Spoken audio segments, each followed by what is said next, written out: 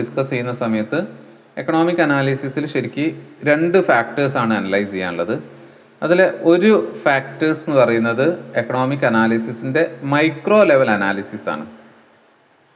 ഇപ്പോൾ micro level analysis എന്ന് പറയുന്ന സമയത്ത് ഒരു ഇൻഡിവിജ്വലിന് എന്തൊക്കെ ചേഞ്ചസ് ആണ് ഉണ്ടാകുന്നത്, ഒരു ഇൻഡിവിജ്വലിൻ്റെ എക്കണോമിക് സിനാരിയോസ് എന്താണ് ചേഞ്ച് ചെയ്യുന്നത്, ഒരു ഇൻഡിവിജ്വലിൻ്റെ ബൈയിങ് ബിഹേവിയറിൽ എന്ത് ചേഞ്ച് ഉണ്ടെന്ന് ഒരു ഇൻഡിവിജ്വൽസിനെ കുറിച്ചിട്ട് പഠിക്കുകയാണെങ്കിൽ അത് മൈക്രോ എക്കണോമിക്സിൻ്റെ പാർട്ടായിട്ടാണ് വരിക. ഒരു ഫേമിനെ കുറിച്ചിട്ട് പഠിക്കുകയാണെങ്കിൽ അത് മൈക്രോ എക്കണോമിക്സിൻ്റെ പാർട്ടാണ്. ഓക്കെ, പക്ഷേ നമ്മളിവിടെ ഫസ്റ്റ് ഫേസിൽ കൂടുതൽ ഇമ്പോർട്ടൻസ് കൊടുക്കുന്നത് അതെന്താണ്, മാക്രോ ഫാക്ടേഴ്സ് ആണ്. കാരണം ഇത് മാക്രോ എക്കണോമിക്സ് ആണ്. നമ്മൾ ഒരു നാഷൻ ആസ് എ ഹോൾ എന്തൊക്കെ ഫാക്ടേഴ്സ് എങ്ങനെയാണ് നമ്മൾ കൺസിഡർ ചെയ്യേണ്ടത്. കാരണം അവിടെ നമുക്ക് ഒരു കമ്പനീനെ ചൂസ് ചെയ്യുമ്പോൾ ഒരു സെക്ടറിന് ഒരു കൺട്രിക്ക് കുറച്ച് എക്കണോമിക് അഡ്വാൻറ്റേജ് ഉണ്ടാക്കാൻ പോകുന്ന, അല്ലെങ്കിൽ ഒരു കൺട്രിക്ക് ചിലപ്പോൾ കുറച്ച് സാധ്യതകളുള്ള ഏരിയാസ് ഉണ്ടാവും. അപ്പോൾ ആ സാധ്യതകളുള്ള ഏരിയാസിൽ നമ്മൾ ഇൻവെസ്റ്റ് ചെയ്ത് കഴിഞ്ഞാൽ നമുക്ക് ഫ്യൂച്ചർ ബെനിഫിറ്റ് കിട്ടാനുള്ള സാധ്യത കൂടുതലാണ്. നമുക്ക് പ്രോബബിലിറ്റി ഹൈ ആയിരിക്കും ഉണ്ടാവുക. ആ പ്രോബബിലിറ്റീസൊക്കെ നമുക്ക് ഐഡൻറ്റിഫൈ ചെയ്യാൻ ഈ എക്കണോമിക് അനാലിസിസ് ഇമ്പോർട്ടൻ്റ് ആണ്. അപ്പോൾ അത്തരം ഒരു ഇമ്പോർട്ടൻസിനെ കുറിച്ചിട്ടാണ് നമുക്ക് ഇനി പറയാനുണ്ടായിരുന്നത്. അപ്പോൾ അതിന് വേണ്ടിയിട്ട് നമ്മൾ ഫസ്റ്റ് എക്കണോമിക് അനാലിസിസ് ഈ ചാപ്റ്ററിൽ ത്രൂ ഔട്ട് ദ മൊഡ്യൂൾ എന്തൊക്കെ ഡിസ്കസ് ചെയ്യാനുണ്ട് എന്നുള്ളത് ഓൾറെഡി കവർ ചെയ്തിട്ടുണ്ടായിരുന്നു.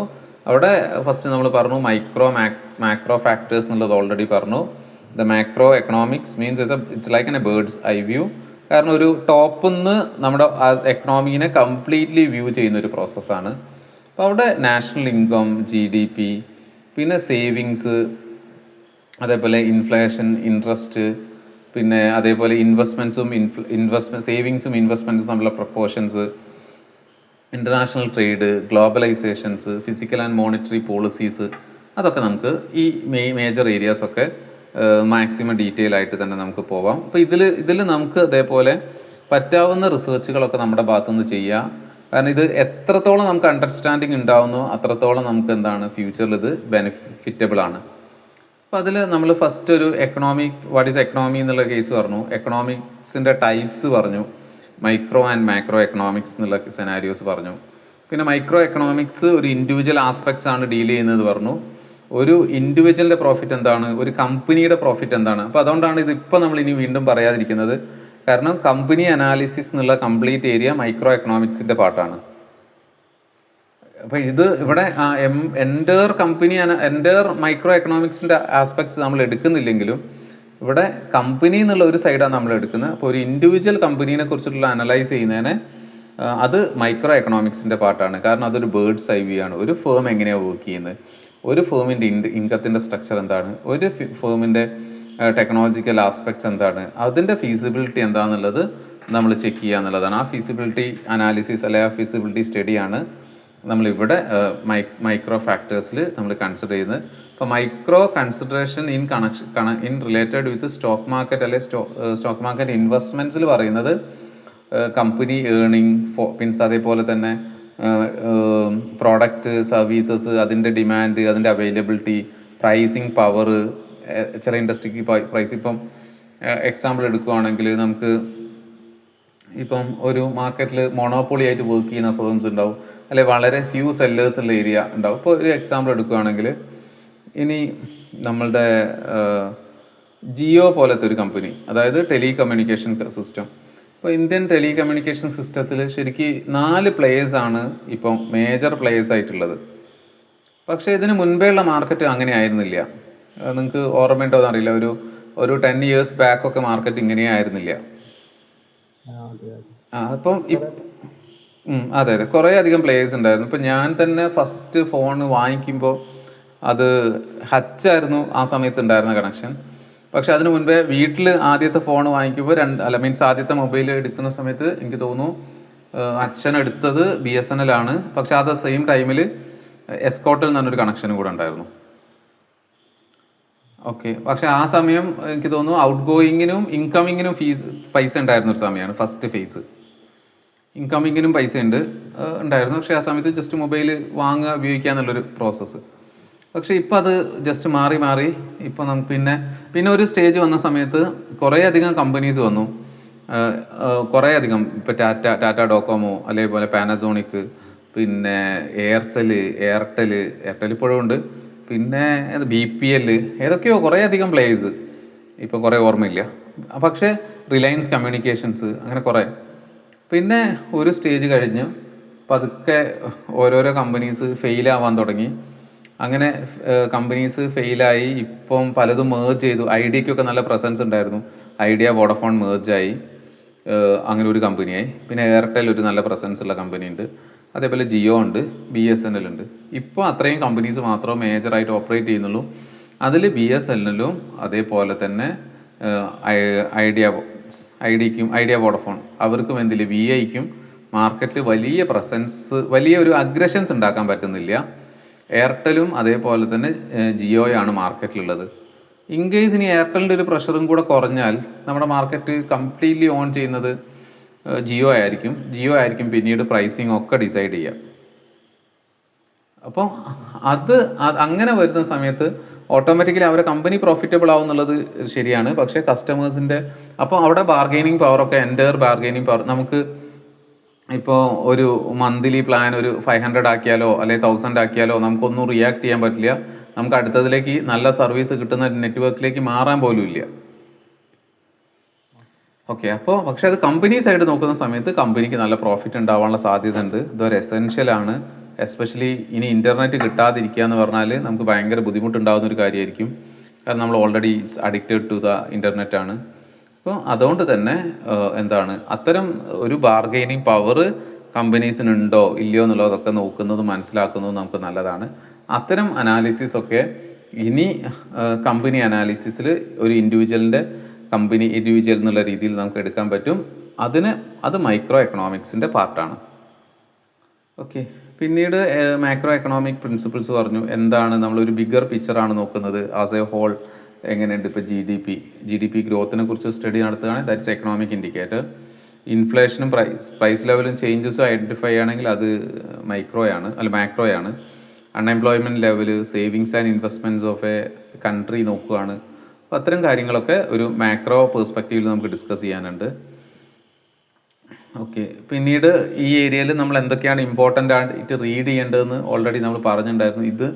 ഈ ഏരിയാസിനെ ജസ്റ്റ് നന്നായി എക്സ്പാൻഡ് ചെയ്ത് കഴിഞ്ഞാൽ തന്നെ ഈ ഡാറ്റാസ് ഒക്കെ നിങ്ങൾ പല സ്റ്റേജസ് നിന്നായിട്ട് കളക്ട് ചെയ്ത് കഴിഞ്ഞാൽ തന്നെ ഈ ഒരു ചാപ്റ്ററിൻ്റെ എൻ്റയർ ആയിട്ടുള്ള ഒരു ഫങ്ഷൻസും കംപ്ലീറ്റ് ആവും. കാരണം ഈ ചാപ്റ്റർ കൊണ്ട് എന്താണോ ഉദ്ദേശിക്കുന്നത് അത് കംപ്ലീറ്റ് ആവുന്നത് ഈ ഒരു ഇമ്പോർട്ടൻസ് ഓഫ് മാക്രോ എക്കണോമിക്സ് എന്നുള്ള ഏരിയാസ് ഈ പോയിന്റ്സ് പഠിക്കുന്നതിലല്ല, ഈ ഓരോ പോയിന്റ്സിനെയും നമ്മൾ മാക്സിമം എക്സ്പ്ലെയിൻ ചെയ്യുന്നതിലാണ്. ഓക്കെ, ഇപ്പോൾ അത് ജസ്റ്റ് ഇത് സ്ക്രീൻഷോട്ട് ചെയ്തിട്ട് ജസ്റ്റ് എന്തായാലും അത് ചെയ്യുക. ഇതിനൊക്കെ ഓൾറെഡി സമയമുണ്ടല്ലോ. ഇപ്പോൾ സേലിന് ഓൾറെഡി ചിലപ്പം ജോലിക്കൊക്കെ പോകണ്ടാവും. എന്നാൽ പോലും നമ്മളെ റീഡിങ്ങിൽ ഇനി ഈ പോയിന്റ്സ് നമ്മുടെ റീഡിങ്ങിലേക്ക് ആഡ് ചെയ്യുക. ഡൊമസ്റ്റിക് പ്രൊഡക്ഷൻ എങ്ങനെയാണ് നടക്കുന്നത്? ഇപ്പോൾ ചൈനയാണ് പ്രൊഡക്ഷനിൽ ലീഡിങ് ആയിട്ടുള്ള കൺട്രി. അതേപോലെ തന്നെ US അതിനെ സപ്പോർട്ട് ചെയ്യുന്നുണ്ട്. മറ്റ് കൺട്രീസും എന്ത് ചെയ്യുന്നുണ്ട്, അതിലിപ്പോൾ ജപ്പാനൊക്കെ നല്ല പ്രസൻസ് ഉണ്ട്. പക്ഷേ ഇതേപോലെ ഇന്ത്യക്ക് നല്ല പ്രസൻസ് ഉണ്ട്. പക്ഷെ അത് ഓരോ സെക്ടേഴ്സിലെ പ്രൊഡക്ഷൻ എങ്ങനെയാണ്, ഡൊമസ്റ്റിക് പ്രൊഡക്ഷൻസ് എങ്ങനെയാണ്, ഡൊമസ്റ്റിക് കൺസപ്ഷൻ എങ്ങനെയാണ്. അപ്പോൾ നമ്മളുടെ ഏറ്റവും ഫേവറബിൾ ആയിട്ടുള്ളൊരു കോമ്പിനേഷൻ എന്നുള്ളത് ഡൊമസ്റ്റിക് പ്രൊഡക്ഷനും ഡൊമസ്റ്റിക് കൺസപ്ഷനും മാച്ച് ആവുന്നുണ്ട് എന്നുള്ളതാണ്. പക്ഷേ നമുക്ക് ചില ഏരിയാസിലൊക്കെ കോസ്റ്റ്ലി ആണ്, ചില ടെക്നോളജിക്കൽ ഇഷ്യൂസ് നമ്മൾ ഫേസ് ചെയ്യുന്നുണ്ട്. ഇപ്പോൾ ചൈനയിൽ കുറേ കൂടെ ഇൻഎക്സ്പെൻസീവായിട്ട് ഹൈ ടെക്നോളജി ഉപയോഗിച്ചിട്ട് അവർക്ക് ക്വാളിറ്റിയുള്ള പ്രോഡക്റ്റ് പ്രൊഡ്യൂസ് ചെയ്യാൻ പറ്റുമ്പോൾ അത്രയും ടെക്നോളജി ഡ്രിവൺ അല്ല, അല്ലെങ്കിൽ ഡിസൈനിലൊക്കെ അവർക്ക് കുറച്ചും കൂടെ ഒരു അഡ്വാൻസ്ഡ് ആണ് എന്നുള്ളത് ഉണ്ട്. എന്നാൽ പോലും നമുക്കിവിടെ നമ്മൾ വേൾഡിലെ തന്നെ ഏറ്റവും ഫസ്റ്റ് അല്ലെങ്കിൽ ഹയസ്റ്റ് പോപ്പുലേറ്റഡ് കൺട്രി ആയതുകൊണ്ട് തന്നെ നമുക്ക് നല്ലൊരു മാർക്കറ്റ് ഇവിടെ ഉണ്ട്. അതാണ് നമ്മുടെ പൊട്ടൻഷ്യൽ എന്നുള്ളത്. പക്ഷേ നമ്മളെ മാർക്കറ്റ് എന്താ ചോദിച്ചാൽ എത്രത്തോളം എഡ്യൂക്കേറ്റഡ് ആയിട്ടുള്ളൊരു മാർക്കറ്റാണോ എന്ന് ചോദിച്ചാൽ അത്ര എഡ്യൂക്കേറ്റഡ് ആയിട്ടുള്ളൊരു മാർക്കറ്റല്ല. അപ്പോൾ നമ്മളുടെ സിറ്റീസാണ് ഒരു നല്ല സിവിക് സെൻസ് കാണിക്കുകയും അതേപോലെ ഹൈ എഡ്യൂക്കേറ്റഡ് ആവുകയും ചെയ്തു കഴിഞ്ഞാൽ ഓട്ടോമാറ്റിക്കലി നമ്മുടെ കൺട്രിക്ക് ഡെവലപ്പ് ചെയ്യുക എന്നുള്ളത് ഭയങ്കര ഈസിയാണ്. കാരണം ഈ 140 CR ആളുകൾ ഈ ഒരു പോപ്പുലേഷന് ഇന്ത്യൻ പ്രോഡക്റ്റുകൾക്ക് കൂടുതൽ ഇമ്പോർട്ടൻസ് കൊടുക്കുകയും അതുവഴി ഇന്ത്യൻ പ്രോഡക്റ്റുകളുടെ ക്വാളിറ്റി കൂടുകയും ചെയ്തു കഴിഞ്ഞാൽ തന്നെ ഓട്ടോമാറ്റിക്കലി നമ്മുടെ GDPയിലേക്ക് ഹൈ കോൺട്രിബ്യൂഷനാണ് വരിക. അപ്പോൾ ആ ഒരു പാറ്റേണിനെ കുറിച്ചിട്ടൊക്കെ ഡൊമസ്റ്റിക് പ്രൊഡക്ഷനും ഡൊമസ്റ്റിക് കൺസപ്ഷൻ പാറ്റേണിനെ കുറിച്ചിട്ട് നമ്മൾ ലേൺ ചെയ്യാം. പിന്നെ ജനറൽ പ്രൈസ് ലെവലിനെ കുറിച്ചിട്ട് GDP അല്ല പ്രൈസ് ലെവൽ നമ്മുടെ ഇൻഫ്ലേഷൻ ഫാക്ടേഴ്സിനെ കുറിച്ചിട്ട് നമ്മൾ റീഡ് ചെയ്യുക. അതെങ്ങനെയാണ് ഇൻഫ്ലുവൻസ് ചെയ്യുന്നത് എന്നുള്ളത് നോക്കാം. അപ്പം പല കൺട്രീസിലും എന്താണ് 2 ഡിജിറ്റ് ഇൻഫ്ലേഷൻ ഫാക്ടേഴ്സൊക്കെ വർക്ക് ചെയ്യുമ്പോൾ നമുക്കത് അത്രയും ഒരു ഇൻഫ്ലേറ്റഡ് അല്ല. ഒരു 4.5 അല്ലെങ്കിൽ 6% എന്നൊക്കെ ഉള്ളത് ഒരു നോർമലി ഒരു ജനറൽ ഇൻഫ്ലേഷൻസ് ആണ്. പക്ഷേ ചില സെക്ടേഴ്സ് നമുക്ക് ഭയങ്കര ഹൈലി ഇൻഫ്ലേറ്റഡ് ആണ്. Especially education sector highly inflated ആണ്. നിങ്ങൾ തന്നെ നോക്കിയാൽ മനസ്സിലാവും. നമ്മളൊരു കോഴ്സിന് ഇപ്പോൾ പല കോഴ്സസിനും നമ്മൾ പലരും ചാർജ് ചെയ്യുന്ന റേറ്റ് എന്നുള്ളത് ഭയങ്കര ഇൻഫ്ലേറ്റഡ് റേറ്റ് ആണ്. പക്ഷേ അത്രയും അധികം എമൗണ്ട് കാരണം അത് നമ്മളൊരു സെൻസിറ്റീവ് ഇഷ്യൂ ആയതുകൊണ്ട് ആളുകൾ അതിൽ ഹ്യൂജ് എമൗണ്ട് എപ്പോഴും ചാർജ് ചെയ്യുന്നുണ്ട്. പക്ഷേ നമുക്ക് അത്രയും ചാർജ് ചെയ്യണമെന്ന് ചോദിച്ചാൽ പല കേസിലും അത്രയും ചാർജ് ചെയ്യേണ്ട. പക്ഷേ ഇതൊരു അങ്ങനെ ചാർജ് ചെയ്താലും കുഴപ്പമില്ല, ആളുകൾ അത് അക്സെപ്റ്റ് ചെയ്യും എന്നുള്ളതുകൊണ്ട് എന്ത് ചെയ്യുന്നുണ്ട്, അത് ആ ഒരു പ്രൈസ് ലെവൽ എഡ്യൂക്കേഷൻ കേസിൽ ഉണ്ടാകുന്ന ഇൻഫ്ലേഷൻ എന്നുള്ളത് ഇന്ത്യയിൽ മോർ ദാൻ 10% ആണ്. മെഡിക്കൽ ഇൻഫ്ലേഷൻസ് ഇന്ത്യയിൽ ഭയങ്കര ഹൈ ആണ്. അത് നമ്മുടെ സിറ്റീസിലൊക്കെ നോക്കിയാൽ മനസ്സിലാവും നിങ്ങൾക്ക്. നമ്മളുടെ തന്നെ നിയറസ്റ്റ് ആയിട്ടുള്ള ഹോസ്പിറ്റൽസിലൊക്കെ ഈവൻ ദോ ലാസ്റ്റ് എനിക്കൊരു അലർജി ഉണ്ട്. നമ്മൾ കൺസൾട്ടേഷൻസ് ഒക്കെ ബേബിയിൽ എടുത്തു പോകുന്ന. അപ്പോൾ നോർമലി അവിടുത്തെ കൺസൾട്ടൻറ്റ് നമ്മളോട് വാങ്ങിക്കുന്ന ഫീസ്, അവരെ കമ്പനിയാണ്, ഡോക്ടറിൻ്റെ പേരല്ല ഞാൻ ഉദ്ദേശിക്കുന്നത്, കൺസൾട്ടൻറ്റ് ഒരു 300-400 റുപ്പീസൊക്കെ ആണ്. 300 റുപ്പീസോ മറ്റാണ്, 250 റുപ്പീസോ 300 റുപ്പീസോ മറ്റാണ് കൺസൾട്ടേഷൻ ഫീസ്. പക്ഷേ അത് കഴിഞ്ഞ ഇയറിൽ വന്ന സമയത്ത് ഒരു 250 റുപ്പീസ്, ഇപ്പോൾ 300 റുപ്പീസ് ആയിരുന്നു. പിന്നെ ഇപ്പോൾ അത് 600 റുപ്പീസിലേക്ക് മറ്റാണ് ഹൈക്ക് ചെയ്തത്. അപ്പോൾ അത് ഇതേപോലെ തന്നെ മെഡിക്കൽ നമുക്ക് അത് എന്തിലും ഉണ്ടാവാൻ സാധ്യതയുണ്ട്, മെഡിസിൻസിൻ്റെ കേസസിൽ ഉണ്ട്. അപ്പോൾ അത് കുറച്ചും കൂടെ ഹൈലി ഇൻഫ്ലേറ്റഡ് ആണ്. അപ്പോൾ ആ ഇൻഫ്ലേഷൻസിനെ കുറിച്ചിട്ടൊക്കെ നമ്മൾ ബോധേഡ് ആവുകയും സെക്ടറൽ ഇൻഫ്ലേഷൻ ലെവലിനെ കുറിച്ചിട്ട് നമുക്ക് പഠിക്കാൻ പറ്റുക, അതിനെക്കുറിച്ച് നമ്മൾ സംസാരിക്കുകയൊക്കെ ചെയ്യുന്നത് എപ്പോഴും നല്ലതാണ്. പിന്നെ quality of life, standard of living, ഇത്തരം പാരാമീറ്റേഴ്സിനെ കുറിച്ചിട്ട് നമ്മളൊരു അണ്ടർസ്റ്റാൻഡിങ് ഉണ്ടാക്കി വയ്ക്കാം. പിന്നെ അടുത്തൊരു ഫേസ് എന്നുള്ളത് നമ്മുടെ സേവിങ്സ്, ഇൻകം, എംപ്ലോയ്മെൻറ്റ്, ആ ഒരു സെഗ്മെൻറ്റിനെ കുറിച്ചിട്ട് നമ്മൾ നന്നായി പഠിക്കുക. കാരണം എപ്പോഴും ഒരു കൺട്രിയുടെ ഡെവലപ്മെൻറ്റ് എന്നുള്ളത് അതിന് എംപ്ലോയ്മെൻറ്റുമായിട്ടും ബിസിനസ്സുമായിട്ടും ഒക്കെ കണക്റ്റഡ് ആണ്. GDP ആയിട്ട് കണക്റ്റഡ് ആണ്, അതേപോലെ തന്നെ എംപ്ലോയ്മെൻറ്റ് ലെവലുമായിട്ട് കണക്റ്റഡ് ആണ്. അപ്പോൾ കൂടുതൽ ആളുകൾക്ക് നല്ല എംപ്ലോയ്മെൻറ്റ്സ് ഉണ്ടാവുക, അവരുടെ ക്വാളിറ്റി ഓഫ് ലിവിങ് ഇൻക്രീസ് ചെയ്യുക, അത് ഓട്ടോമാറ്റിക്കലി സേവിങ്സ് വർദ്ധിപ്പിക്കും. സേവിങ്സ് വർദ്ധിക്കുന്ന സമയത്ത് ഇൻവെസ്റ്റ്മെൻറ്റ്സ് വർദ്ധിക്കും. അപ്പോൾ നോർമലി ഇൻവെസ്റ്റ്മെൻറ്റ്സ് വന്നു കഴിഞ്ഞാൽ ഫർദർ പ്രൊഡക്ഷൻസ് ഉണ്ടാവും. ആ സൈക്കിള് ഭയങ്കര സ്മൂത്തായിട്ട് വർക്ക് ചെയ്യും. അതായത് നോർമൽ ഒരു സേവിങ്സ് ഉണ്ടാവുക, സേവിങ്സിൽ നിന്ന് ഇൻവെസ്റ്റ്മെൻറ്റ്സ് ഉണ്ടാവുക. അപ്പോൾ ഇൻവെസ്റ്റ്മെൻറ്റ്സ് ഉണ്ടായിക്കഴിഞ്ഞാൽ ഓട്ടോമാറ്റിക്കലി പ്രൊഡക്ഷൻസ് ഉണ്ടാവും. ആ പ്രൊഡക്ഷൻസ് ഓട്ടോമാറ്റിക്കലി ലീഡ് ചെയ്യുന്നത് എംപ്ലോയ്മെൻറ്റിലേക്കാണ്. ആ എംപ്ലോയീസിനൊക്കെ വീണ്ടും സേവ് ചെയ്യാൻ പറ്റും. ആ സേവിങ്സിൽ നിന്ന് വീണ്ടും ഇൻവെസ്റ്റ്മെൻറ്റ്സ് ഉണ്ടാവും. ആ ഇൻവെസ്റ്റ്മെൻറ്റ്സിൽ നിന്ന് വീണ്ടും എംപ്ലോയ്മെൻറ്റും പ്രൊഡക്ഷനും ഉണ്ടാവും. അങ്ങനെ പ്രൊഡക്ഷൻസ് ഉണ്ടാകുന്ന സമയത്ത് എംപ്ലോയീസിന് വീണ്ടും സാലറി കിട്ടും. ആക്സെപ്റ്റ് ചെയ്യാം. ഷുവർ. അപ്പോൾ ആ ഒരു സൈക്കിള്, ആ ഒരു എന്താ പറയുക, ഇൻവെസ്റ്റ്മെൻറ്റ്സ്, ആ ഒരു മീൻസ് നമ്മൾ നേരത്തെ പറഞ്ഞ ആ ഒരു സൈക്ലിക്കലായുള്ളൊരു പ്രോസസ്സ് ആയതുകൊണ്ട് തന്നെ ആ സൈക്ലിക്കൽ പ്രോസസ്സ് ഇമ്പോർട്ടൻ്റ് ആണ്. അപ്പോൾ അതിൽ ഏതെങ്കിലും ഇപ്പോൾ ഇത് നന്നായിട്ട് നടക്കുന്ന ഒരു സമയമായിരുന്നു. ഇപ്പോൾ അതിനിടയിലേക്കാണ് നമുക്ക് വാറ് കയറി വരുന്ന സമയത്ത് ഉണ്ടാകുന്ന ഒരു ചേഞ്ച് എന്താണെന്ന് ചോദിച്ചാൽ, പല കമ്പനീസും കോൺഫിഡൻസ് കുറയും. ആദ്യം പ്രൊഡക്ഷൻ റെഡ്യൂസ് ചെയ്യാണ് ചെയ്യുക. അപ്പോൾ ഒരു കമ്പനി പ്രൊഡക്ഷൻ, അല്ലെങ്കിൽ കുറച്ച് കമ്പനീസ് പ്രൊഡക്ഷൻ റെഡ്യൂസ് ചെയ്ത് കഴിഞ്ഞാൽ ഓട്ടോമാറ്റിക്കലി അതിൻ്റെ എഫക്റ്റ് അടുത്തത് വരും. ഇപ്പോൾ പെർമനൻറ്റ് എംപ്ലോയീസിനെയൊക്കെ അവിടെ നിർത്തും. ടെമ്പററി എംപ്ലോയീസിനെയൊക്കെ അവരെന്ത് ചെയ്യും, കട്ട് ഷോട്ട് ചെയ്യും. അല്ലെങ്കിൽ കുറച്ച് പേരെ പിടിച്ചു വിടും, കുറച്ച് പേരെ കട്ട് ഷോട്ട് ചെയ്യും. അപ്പോൾ അങ്ങനെ കട്ട് ഷോട്ട് ചെയ്യുന്ന സമയത്ത് കുറച്ച് പേരുടെ സാലറി കുറയുമ്പോൾ അവരുടെ സേവിങ്സും സ്പെൻഡിങ്ങും കുറയുന്ന സമയത്ത് ഈ കമ്പനീസ് പ്രൊഡ്യൂസ് ചെയ്യുന്ന പ്രോഡക്റ്റ്സ് വാങ്ങാൻ ആളില്ലാതെയാവും. 2, ഇവരുടെ ഇൻവെസ്റ്റ്മെൻറ്റ്സും കുറയും. അപ്പോൾ വീണ്ടും നമ്മൾ പ്രൊഡക്ഷനിലേക്ക് വരുന്ന സമയത്ത് പ്രൊഡക്ഷൻ, ഇപ്പോൾ ഒരു എക്സാമ്പിൾ എടുക്കുകയാണെങ്കിൽ കോവിഡിന് മുൻപേ മൊത്തം ഒരു യൂണിറ്റ് എടുക്കുകയാണെങ്കിൽ ഒരു 1 lakh CR പ്രൊഡ്യൂസ് ചെയ്തിട്ടുണ്ടായിരുന്നു. അപ്പോൾ നോർമലി നല്ലൊരു പെർസെൻറ്റേജ് ആളുകൾക്ക് ജോബ് ഉണ്ടായിരുന്നു, അവർക്ക് സേവിങ്സ് ഉണ്ടായിരുന്നു. അപ്പോൾ ആ സേവിങ്സ് ഒക്കെ കഴിഞ്ഞ് നേരെ സേവിങ്സ് ഇൻവെസ്റ്റ്മെൻ്റ് ആയിട്ട് മാറുമായിരുന്നു. പിന്നെ മാർക്കറ്റിൽ എന്ത് വന്നു, ഒരു വാറിൻ്റെ സെനാരിയോ വന്നപ്പം കമ്പനി ഈ 1 lakh എന്നുള്ളത് പ്രൊഡക്ഷന് ഒരു പല കമ്പനീസ് ചേർന്ന് ഒരു 1 lakh എന്ന് മാറി 90 CR വന്നു. അപ്പോൾ 90 CR വരുന്ന സമയത്ത് ആളുകളുടെ ജോബ് കുറയാൻ തുടങ്ങി, ആളുകൾ പർച്ചേസ് ചെയ്യുന്നത് കുറയാൻ തുടങ്ങി, ആളുകളെ സേവിങ്സ് കുറയും, സേവിങ്സ് കുറയുമ്പോൾ ഇൻവെസ്റ്റ്മെൻറ്റ്സ് കുറയും. ഇപ്പോൾ നോർമലി കമ്പനീസിന് വർക്ക് ചെയ്യാനുള്ള പൈസ കിട്ടില്ല, പ്രോഫിറ്റബിളും ആവില്ല. അപ്പോൾ പിന്നെ അടുത്തത് കമ്പനി വീണ്ടും ഒരു 90,000 CR ഇതിൻ്റെ വരും, പ്രൊഡക്ഷൻ നടത്തേണ്ടി വരും. അപ്പോൾ ഇത് ഇങ്ങനെ താഴേക്ക് വന്നുകൊണ്ടിരിക്കും. ഇവിടെ ഇത്തരം സമയങ്ങളിൽ ഈ ഒരു എന്താ പറയുക, ഈ ഒരു പ്രോസസ്സിനെ എന്ത് ചെയ്യുക, അതിനുള്ളൊരു സൊല്യൂഷൻ എന്ന് പറഞ്ഞാൽ ആ സൊല്യൂഷൻസ് ഓഫർ ചെയ്യുന്ന, ആ സൊല്യൂഷൻസ് കൊടുക്കാൻ പറ്റിയ ഗവൺമെൻറ്, ഈവൻ ക്യാപിറ്റലിസ്റ്റ് എക്കണോമിയിൽ പോലും ഈ സൊല്യൂഷൻസ് ഓഫർ ചെയ്യാൻ പറ്റുക ഗവൺമെൻറ്റിൻ്റെ ഇൻ്റർവെൻഷൻസ് ആണ്. ഗവൺമെൻറ് എന്ത് ചെയ്യും, ഈ ഒരു സമയങ്ങളിൽ മാർക്കറ്റിനെ ബൂസ്റ്റ് ചെയ്യാനുള്ള പോളിസീസ് എന്ത് ചെയ്യും, കൊണ്ടുവരും. അത്തരം പോളിസീസാണ് മാർക്കറ്റിനെ ഇപ്പോൾ ചിലപ്പോൾ അതിൽ ഇൻട്രസ്റ്റ് റേറ്റ് കട്ട് ചെയ്യും, ഇൻട്രസ്റ്റ് റേറ്റ് കുറച്ചിട്ട് എന്ത് ചെയ്യും, ആളുകളുടെ കയ്യിലേക്ക് കൂടുതൽ പൈസ എത്തിക്കും. അങ്ങനെ പൈസ എത്തിക്കുന്ന സമയത്ത് ഇൻട്രസ്റ്റ് റേറ്റ് കുറവായതുകൊണ്ട് ആളുകൾ ലോൺ എടുക്കും, ചിലപ്പോൾ കൺസ്ട്രക്ഷൻ സ്റ്റാർട്ട് ചെയ്യും, അതല്ലെങ്കിൽ വെഹിക്കിൾസ് വാങ്ങിക്കും കുറച്ച് പേര്. അപ്പോൾ ഓട്ടോമാറ്റിക്കലി മാർക്കറ്റിനെ അത് മുന്നോട്ടേക്ക് ലീഡ് ചെയ്യുന്ന, അപ്പോൾ അതിനെ വെല്ലായിട്ട് ഡിഫൈൻ ചെയ്തിട്ടുള്ള ഒരു എക്കണോമിസ്റ്റാണ് കെയ്ൻസ് എന്ന് പറയും. അപ്പോൾ US Keynesian theory of economics എന്ന് പറയും. അപ്പോൾ ആ കെയ്ൻസ് ചെയ്തിട്ടുണ്ടായിരുന്നത് ഇതേപോലെയുള്ള US ഒരു ഡിപ്രഷൻ സമയത്ത് അതിൻ്റെ സൊല്യൂഷന് ഓഫർ ചെയ്യാൻ ഗവൺമെൻറ് ഇൻ്റർവെൻഷൻ വേണം. കാരണം US എന്ത് ചെയ്തിട്ടുണ്ടായിരുന്നു, US പ്യുവർലി ഒരു മീൻസ് ക്യാപിറ്റലിസ്റ്റ് കൺട്രിയാണ്. അപ്പോൾ ക്യാപിറ്റലിസ്റ്റ് കൺട്രിക്ക് എപ്പോഴും ഗവൺമെൻറ് ഇൻ്റർവെൻഷൻസ്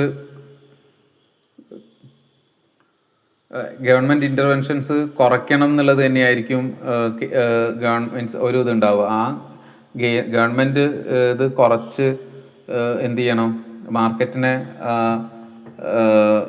മാർക്കറ്റിനെ മുന്നോട്ടേക്ക് ലീഡ് ചെയ്യുക എന്നുള്ളത് തന്നെയാണ് US പോലത്തെ ഒരു കൺട്രി ആലോചിക്കുക. പക്ഷെ ആ സമയത്ത് ഇങ്ങനത്തെ ഒരു ക്രൈസിസ് വരുമ്പോൾ അവിടെ ഗവൺമെൻറ് ഇൻ്റർവെൻഷൻസ് വേണം. ആ ഇൻ്റർവെൻഷൻസ് ആണ് മാർക്കറ്റിനെ നെക്സ്റ്റ് ലെവലിലേക്ക് ലിഫ്റ്റ് ചെയ്യും. ആ ലിഫ്റ്റിംഗ് കഴിഞ്ഞ് കഴിഞ്ഞാൽ പിന്നെ ഓട്ടോമാറ്റിക്കലി എന്ത് ചെയ്തോളും, ഇത് വർക്ക് ചെയ്തോളും. ഇപ്പോൾ ഒരു എക്സാമ്പിൾ എടുത്താൽ, ഇപ്പോൾ ഒരു വെഹിക്കിള് നമ്മൾ നിന്ന് പോയി കഴിഞ്ഞാൽ നമ്മൾ ജസ്റ്റ് നമ്മളൊരു പുഷിലൊന്ന് സ്റ്റാർട്ട് ചെയ്ത് കൊടുത്താൽ മതി, പിന്നെ അത് ഓട്ടോമാറ്റിക്കലി മൂവ് ചെയ്തോളും. ചെറിയൊരു ലൂബ്രിക്കൻ്റ് പോലെ ചെറിയൊരു ഫ്യൂവൽ മാത്രം പമ്പ് ചെയ്താൽ മതി, പിന്നെ ഓട്ടോമാറ്റിക്കലി അത് എന്ത് ചെയ്യും, മൂവ് ചെയ്യുന്ന ഒരു സിസ്റ്റമാണ് നമുക്കുള്ളത്. ആ ഒരു സെയിം എക്കണോമിക് ആസ്പെക്ട്സിനെ കുറിച്ചിട്ടൊക്കെ നിങ്ങൾ മാക്സിമം എക്സ്പ്ലോഷേഴ്സ് എടുക്കാം. ഓക്കെ. പിന്നെ അതേപോലെ പിന്നെ അടുത്തൊരു സെഗ്മെൻറ്റ്, ഫസ്റ്റ് പാർട്ട് നമ്മളൊരു ഡെവലപ്മെൻറ്റൽ പാർട്ട് പഠിക്കുക. Second income savings investments employment ലെവലിനെ കുറിച്ചിട്ട് പഠിക്കുക. 3 ഗവൺമെൻറ് പോളിസീസ് എന്നുള്ളൊരു കാറ്റഗറി പഠിക്കുക.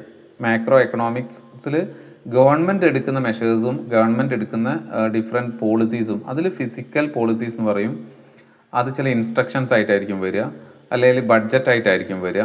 അതേപോലെ മോണിറ്ററി പോളിസീസ് ഉണ്ട്. മോണിറ്ററി പോളിസീസ് എന്നുള്ളത് ഡയറക്റ്റ്ലി നമ്മുടെ ഫണ്ട് ഫ്ലോസിനെ കൺട്രോൾ ചെയ്യുന്ന പോളിസീസിനെയാണ് മോണിറ്ററി പോളിസീസ് എന്ന് പറയാം. അതായത് ബാങ്ക് റേറ്റ് ഇൻക്രീസ് ചെയ്യുക, റെഡ്യൂസ് ചെയ്യാം, അല്ലെങ്കിൽ അങ്ങനെ ബാങ്കുകളെയൊക്കെ ഡയറക്റ്റ്ലി കൺട്രോൾ ചെയ്തിട്ട് നമ്മുടെ ലോൺ എടുക്കാനുള്ള കപ്പാസിറ്റീനെയും അല്ലെങ്കിൽ അത്തരം ഇൻട്രസ്റ്റ് റേറ്റിനെയൊക്കെ ഇൻഫ്ലുവൻസ് ചെയ്യുകയാണെങ്കിൽ അത് ഓട്ടോമാറ്റിക്കലി മോണിറ്ററി ഓക്കെ.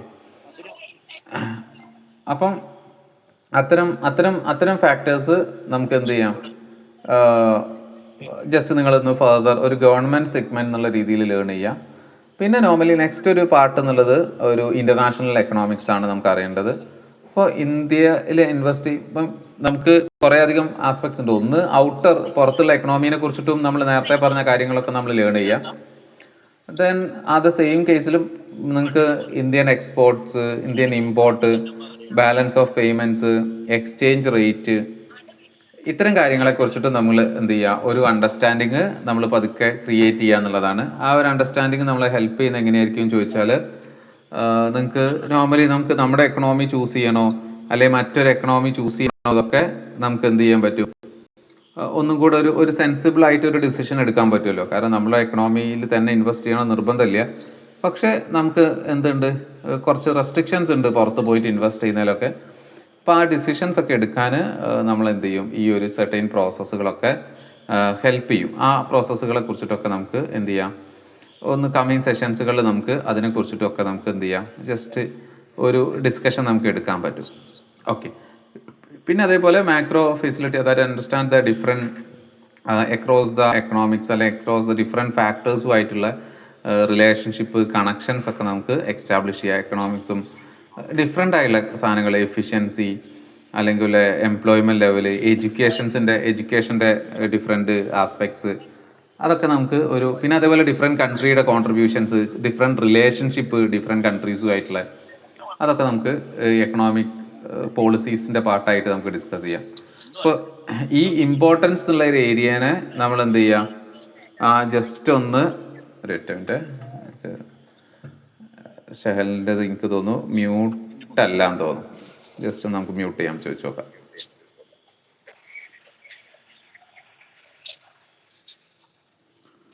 ഓക്കെ, ഒറ്റ മിനിറ്റ്. ഓക്കെ, അപ്പം ജസ്റ്റ് ഈ ഏരിയാസൊക്കെ ഒന്ന് ഈ ഒരു എന്താ പറയുക സ്ലൈഡിനെ നമ്മളൊരു ബേസ് സ്ലൈഡായിട്ട് എടുക്കുകയും ആ സ്ലൈഡിനെ മാക്സിമം എക്സ്പാൻഡ് ചെയ്യാൻ ശ്രമിക്കുകയും ചെയ്യാം. ഓക്കെ, ഇത് നമുക്ക് ഇത് ഈ ഒരു ഏരിയയിൽ മാത്രമല്ല, നമ്മൾ ഈ മാർക്കറ്റിലും ഈവൻ നമ്മളൊരു കൊമേഴ്സ് സ്റ്റുഡൻ്റൊക്കെ ആയിട്ട് നിൽക്കുന്ന സമയത്ത് ഈ ഒരു ഏരിയാസിനൊക്കെ തന്നെ നമുക്ക് എക്സ്പ്ലെയിൻ ചെയ്യാൻ പറ്റണം.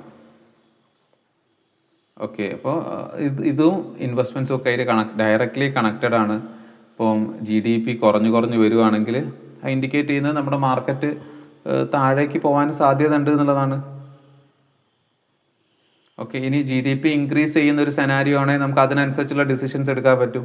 GDP താഴേക്ക് വരുന്നു, അല്ലല്ല അങ്ങനെയല്ല.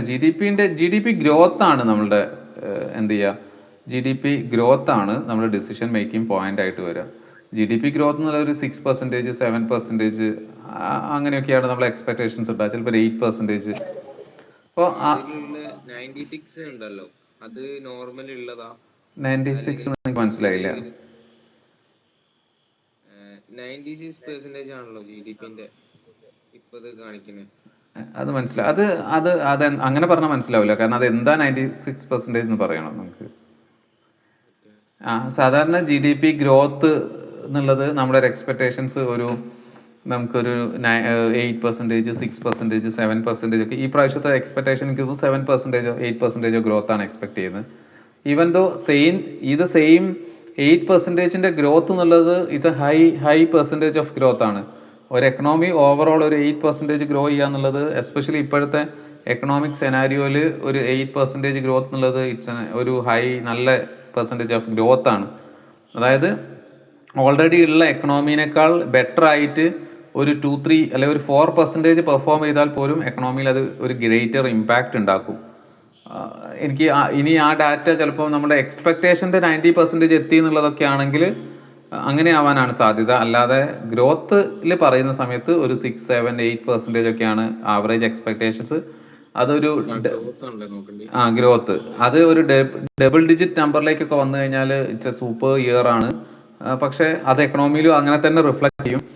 പിന്നെ ഇനി അപ്പം നമുക്കിത് നോക്കാൻ പറ്റും, നമുക്ക് 1-2 ക്വാർട്ടർലി GDP നോക്കിയിട്ട് എന്ത് ചെയ്യാൻ പറ്റും, ആ ട്രെൻഡ് ഐഡൻറ്റിഫൈ ചെയ്യാനൊക്കെ നമുക്ക് പറ്റും എന്നുള്ളതാണ്. അപ്പോൾ ഈ സ്ലൈഡിൽ തന്നിട്ടുള്ള ഇൻഫർമേഷൻസിനെ ഓരോ ഏരിയാസിനെ നിങ്ങൾക്ക് എത്രത്തോളം മാക്സിമം എക്സ്പാൻഡ് ചെയ്യാൻ പറ്റുമോ, എത്രത്തോളം റീഡ് ചെയ്യാൻ പറ്റുമോ അത്രത്തോളം റീഡ് ചെയ്യാം. അത് കുറേ കാര്യങ്ങൾ നമുക്ക് റീഡ് ചെയ്താൽ തന്നെയാണ് നമുക്ക് കിട്ടുക. നമ്മളതിനെക്കുറിച്ച് മാക്സിമം റീഡ് ചെയ്ത് നമ്മുടേതായ റിസർച്ച്.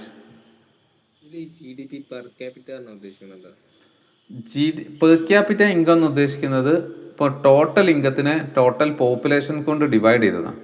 അപ്പോൾ ഒരു അസംഷനാണ് നമുക്ക് ഓരോ ഇൻഡിവിജ്വലിന് ഓരോ കൺട്രിയിലെ പെർ ക്യാപിറ്റ ഇൻകം എന്നുള്ളത് ഡിഫറെൻ്റ് ആയിരിക്കും. ഇപ്പോൾ നമ്മുടെ പെർ ക്യാപിറ്റ ഇൻകം അറൗണ്ട് ഒരു $3,000 നമ്മുടെ പെർ ക്യാപിറ്റ ഇൻകം എന്നുള്ളത്. അതായത് ടോട്ടൽ ഇൻകം ഒരു കൺട്രി പ്രൊഡ്യൂസ് ചെയ്യുന്ന ടോട്ടൽ ഇൻകത്തിനെ അവിടുത്തെ പോപ്പുലേഷൻസ് കൊണ്ട് ഡിവൈഡ് ചെയ്യുന്നതിനാണ് പെർ ക്യാപിറ്റ. ഒരാൾക്ക് എന്ത് ഇൻകം ഉണ്ട് ഈ വർഷം എന്നുള്ളതാണ് പെർ ക്യാപിറ്റ ഇൻകത്തിന്റെ കോൺസെപ്റ്റ്. ഓക്കെ, ഒരു എക്കണോമി ഒരു വർഷം പ്രൊഡ്യൂസ് ചെയ്തിട്ടുള്ള വാല്യൂവിനെ അതിന്റെ പോപ്പുലേഷൻസ് കൊണ്ട് ഡിവൈഡ് ചെയ്യാം. അപ്പോൾ നമ്മുടെ ഇവിടുത്തെ ഇപ്പോഴത്തെ ഒരു പെർ ക്യാപിറ്റ അറൗണ്ട് ഒരു $3,000 താഴെയാണ്. അതെ അതെ അതെ. പക്ഷെ അത് മറ്റ് പല കൺട്രീസിനും ഇപ്പോൾ പെർ ക്യാപിറ്റ ഇൻകം എന്നുള്ളത് നമ്മളെക്കാൾ മേലെയുള്ള കുറച്ച് കൺട്രീസ് എടുത്തു നോക്കുകയാണെങ്കിൽ അത് ഇപ്പോൾ US ആയിരിക്കും. US-ഉം ചൈനയിലും ഒക്കെ ആയിരിക്കും എന്ത് ചെയ്യുക, പെർ ക്യാപിറ്റ കുറച്ചുകൂടെ ഹൈ ഉള്ള കൺട്രീസ് ആണ്. ഓക്കെ, അപ്പം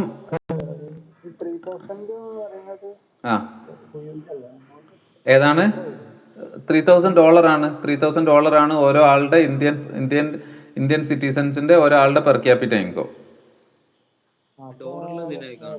ഇത് ഏതാണ് ക്ലിയർ ആയില്ല. അതെ, പക്ഷെ അത് എല്ലാവർക്കും ഉണ്ട് എന്നുള്ളതല്ല. പൈസ ഉള്ള ആളുകളെടുത്ത് ക്രോസോ റുപ്പീസ് ഉണ്ടാവും, ചില ആളുകളെടുത്ത് തീരെ പൈസ ഉണ്ടാവില്ല. പക്ഷെ ഇതൊരു ആവറേജ് ഫിഗർ മാത്രമാണ്. ആ വർഷം നമ്മൾ പ്രൊഡ്യൂസ് ചെയ്യുന്ന ഗുഡ്സ് ആൻഡ് സർവീസസിന്റെ ഒരു വാല്യൂ നമ്മുടെ ടോട്ടൽ പോപ്പുലേഷനെ കൊണ്ട് ജസ്റ്റ് ഡിവൈഡ് ചെയ്യുക. അതൊരു എല്ലാവരുടെ അടുത്തുണ്ട് എന്നുള്ളൊരു എന്തൊന്നുമല്ല, ഒരു റേഷണൽ ആയിട്ടുള്ള ഒരു സ്വഭാവമൊന്നുമല്ല. പിന്നെ അതേപോലെ തന്നെ അത് അറൗണ്ട് ചൈനയിലും അതേപോലെ US-ലും ഒക്കെ അതൊരു വലിയ എമൗണ്ട്സ് ആണ്. എനിക്ക് തോന്നുന്നു ചൈനയിലൊക്കെ അത് അപ്രോക്സിമേറ്റ്ലി 14,000 ഒക്കെയാണ് ചൈനയിൽ വരുന്നത്. 14,000-15,000 ഒക്കെയാണ് ചൈനയിൽ അപ്രോക്സിമേറ്റ് പെർ ക്യാപിറ്റ ഇൻകം. പക്ഷെ അത് US-ലേക്ക് വരുന്ന സമയത്ത് US-ൽ അത് 70,000-ഓ 80,000-ഓ ആണ്. $80,000 മറ്റാണ് പെർ ക്യാപിറ്റ ഇൻകം. അപ്പോൾ US-ലേക്കൊക്കെ എത്തണേ നമുക്ക് കുറേ അധികം ദൂരമുണ്ട്. നമ്മൾ US-ലെത്തുക എന്ന് പറഞ്ഞാൽ US-ഉമായിട്ട് കമ്പയർ ചെയ്യുന്ന സമയത്ത് നമ്മളെവിടുത്തെ ഒരാളുടെ പെർ ക്യാപിറ്റ ഇൻകം എന്നുള്ള അതിൽ വേറെയും ഇപ്പം നമ്മൾ പെർ ക്യാപിറ്റ ഇൻകം കുറച്ച് കുറഞ്ഞു പോയത് കൊണ്ട് നമുക്ക് വലിയ അതൊരു പ്രശ്നം മാത്രമല്ല. പക്ഷെ എന്നാൽ പോലും US-മായി കമ്പയർ ചെയ്യുന്ന സമയത്ത് നമുക്ക് വലിയ ഡിഫറൻസസ് ഉണ്ട്. പക്ഷേ നമ്മൾ പെർ ക്യാപിറ്റ ഇൻകം ഇപ്പോൾ ഉള്ളതെന്ന് ജസ്റ്റ് ഡബിൾ ആയാൽ, ഇപ്പോൾ ഉള്ള 3,000 നിന്ന് ഒരു 6,000 ആയാൽ തന്നെ നമ്മുടെ എക്കണോമി ഇപ്പോൾ ഉള്ള 25,000 അല്ലെ 26,000 നോർമലി ഒരു 60-70,000 എത്തും നിഫ്റ്റി. അപ്പോൾ നമുക്കത് ആ പ്രെഡിക്ഷൻ വേണമെങ്കിൽ കുറച്ചും കൂടെ നന്നായിട്ട് നോക്കണമെങ്കിൽ നമ്മളൊരു കാര്യം ചെക്ക് ചെയ്ത് നോക്കിയാൽ നമ്മളൊരു പെർ ക്യാപിറ്റ അനാലിസിസ് നടത്തുക. ആ പെർ ക്യാപിറ്റ അനാലിസിസ് നടക്കുന്ന സമയത്ത് ഡിഫറെൻറ്റ് ഇയേഴ്സിലെ ഇന്ത്യൻ പെർ ക്യാപിറ്റ ഒന്ന് ചെക്ക് ചെയ്ത് നോക്കുക. ഓക്കെ, എന്താണ്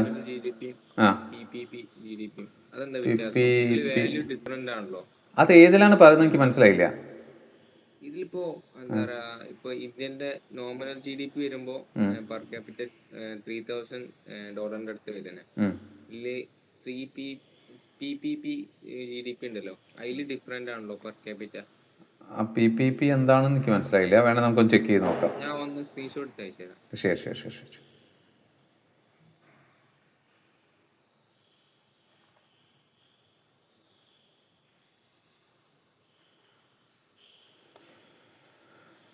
ഓക്കെ, അപ്പം നമ്മൾ പറഞ്ഞ ഈ ഒരു ഫാക്ടർ ജസ്റ്റ് നോക്കുക. പെർ ക്യാപിറ്റനെ കുറിച്ചിട്ട് നമ്മൾ പറഞ്ഞില്ലേ. അപ്പം ഓക്കെ, ഞാൻ നോക്കാം. അപ്പം ഇപ്പോൾ ഇന്ത്യയുടെ ഒരു പെർ ക്യാപിറ്റ ഇൻകം ജസ്റ്റ് നിങ്ങൾ അനലൈസ് ചെയ്യുന്ന സമയത്ത് എന്താണ് ഒരു ഓൾറെഡി പറഞ്ഞു. ഇപ്പോഴത്തെ 2025-26 അല്ലെ 2025 അത് അറൗണ്ട് ഒരു $2,800 ആണ് പെർ ക്യാപിറ്റ ഇൻകം. അത് ഒരു 2 years ബാക്ക് അല്ലെങ്കിൽ 3 years ബാക്ക് ഒരു 2022 അത് അറൗണ്ട് $2,200 ആയിരുന്നു. അപ്പോൾ അവിടുന്ന് നമ്മൾ $3,000 അടുത്തേക്ക് എത്തി. ഇപ്പം ഇനി അത് തന്നെ കുറച്ചും കൂടെ ബാക്കോട്ടേക്ക് പോവുകയാണെങ്കിൽ ഒരു 2017 അറൗണ്ട് 1,900 ഒക്കെ ആയിരുന്നു ഉണ്ടായിരുന്നത്. ഓക്കെ, അപ്പോൾ ഒരു ആവറേജ് നമ്മുടെ ഗ്രോത്ത് എന്നുള്ളത് ഒരു 4% ഒക്കെ നമുക്ക് എന്ത് ചെയ്യുന്നുണ്ട്, നമ്മുടെ പെർ ക്യാപിറ്റ ഇൻകം ഗ്രോ ചെയ്യുന്നുണ്ട്. അപ്പോൾ ഈ പെർ ക്യാപിറ്റ ഇൻകം അപ്പം നെക്സ്റ്റ് ഇയറിലേക്കൊക്കെ തന്നെ നമുക്കൊരു 4-5% ഗ്രോ ചെയ്ത് കഴിഞ്ഞാൽ 4-5% ഗ്രോ ചെയ്യുന്നുള്ളൂ എന്നുള്ളതൊരു ലിമിറ്റേഷനാണ്. നമുക്കത് അല്പം കൂടെ ഫാസ്റ്റായിട്ട് ഗ്രോ ചെയ്യേണ്ട ഒരു കാര്യമാണ്, പക്ഷേ ഗ്രോത്ത് കുറച്ച് കുറവുള്ളതാണ്. പക്ഷേ ഇത് ഗ്രോ ചെയ്യുന്ന അനുസരിച്ച് automatically per capita income grow ചെയ്യാണ്. അപ്പോൾ ആളുകളുടെ ഇൻവെസ്റ്റ്മെൻറ്റ് കപ്പാസിറ്റി കൂടും, സ്പെൻഡിങ് കപ്പാസിറ്റി കൂടും. പക്ഷേ അതിലൊരു കാര്യം കൂടെ ശ്രദ്ധിക്കണം, ഒരു ഡിസ്ട്രിബ്യൂഷൻസ് എന്താണോ എന്നുള്ളത് നോക്കണം. അത് ഈക്വിറ്റബിൾ ആയുള്ള ഡിസ്ട്രിബ്യൂഷൻസ് എല്ലാവരിലേക്ക് എത്തുന്നുണ്ടോ എന്നുള്ളത് നമ്മൾ ചെക്ക് ചെയ്യേണ്ടതാണ്. പക്ഷെ എന്നാൽ പോലും ഒരു പെർ ക്യാപിറ്റ അനാലിസിസ് നമുക്ക് നടത്താൻ പറ്റുന്നതാണ്. ആ പെർ ക്യാപിറ്റ അനാലിസിസ് നമ്മൾ എന്ത് ചെയ്യാം, നമുക്ക് പതുക്കെ നമുക്ക് എന്ത് ചെയ്യാം, നടത്തി പെർ ക്യാപിറ്റ അനാലിസിസ് നടത്തി കഴിഞ്ഞാൽ നമുക്ക് മനസ്സിലാവും എക്കണോമി എപ്പോഴാണ്, ഇനി എക്കണോമി എപ്പോഴേക്കാണ് എക്കണോമി വർക്ക് ചെയ്യാൻ സാധ്യത എന്നുള്ളതൊക്കെ നമുക്ക് അനലൈസ് ചെയ്യാൻ എന്ത് ചെയ്യും, ഈ ഒരു കാര്യം നമ്മളെ ഹെൽപ്പ് ചെയ്യും.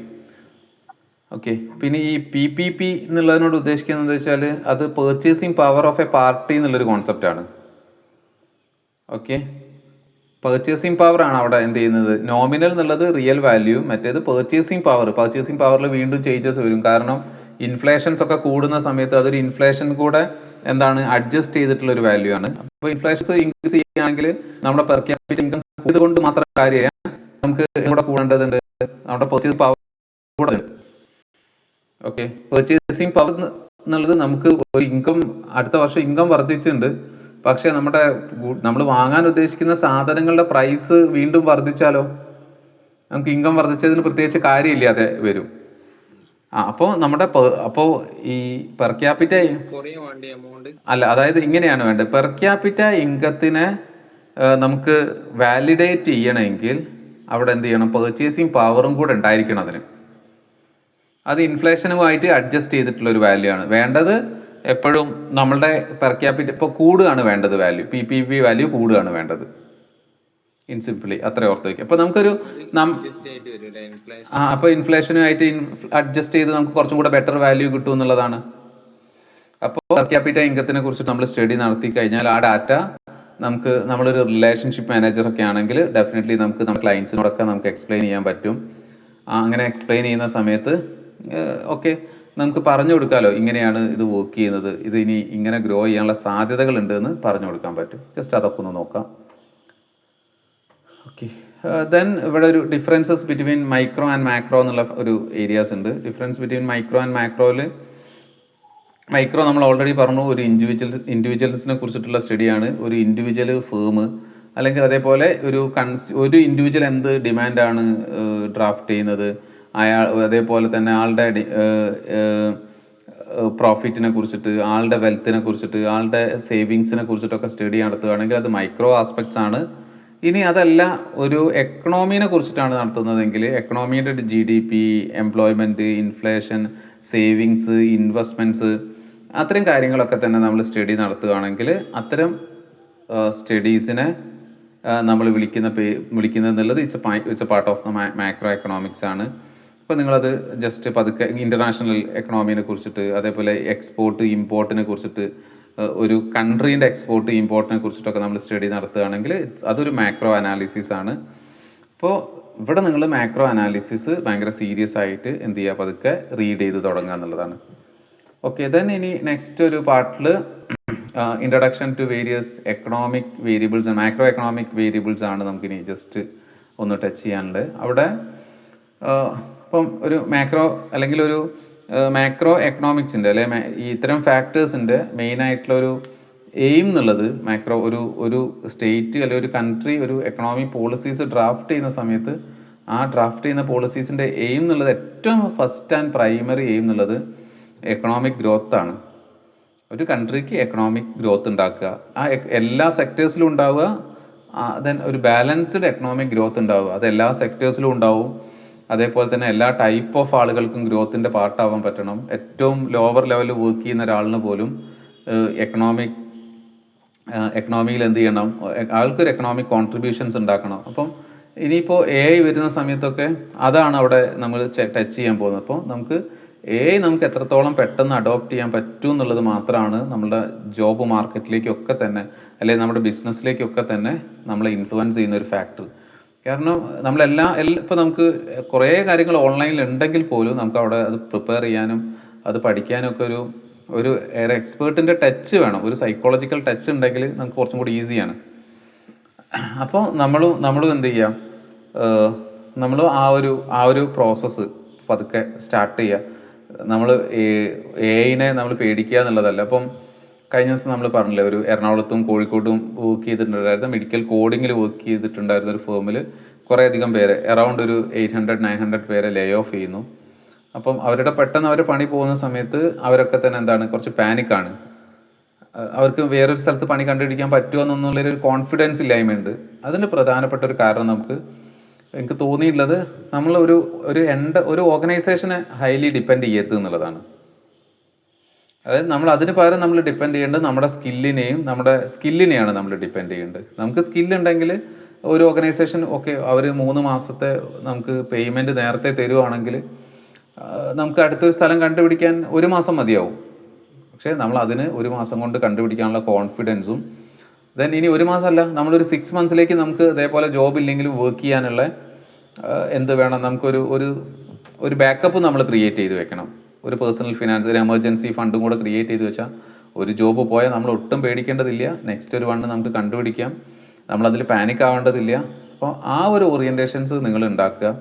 കാരണം ഒരു ജോബ് പോകുന്നതോ അല്ലെങ്കിൽ ജസ്റ്റ് എന്തെങ്കിലും ഒരു സ്ലോ ഡൗൺ ആവുന്നതൊന്നും നമുക്ക് പ്രശ്നം ഉണ്ടാവരുത്.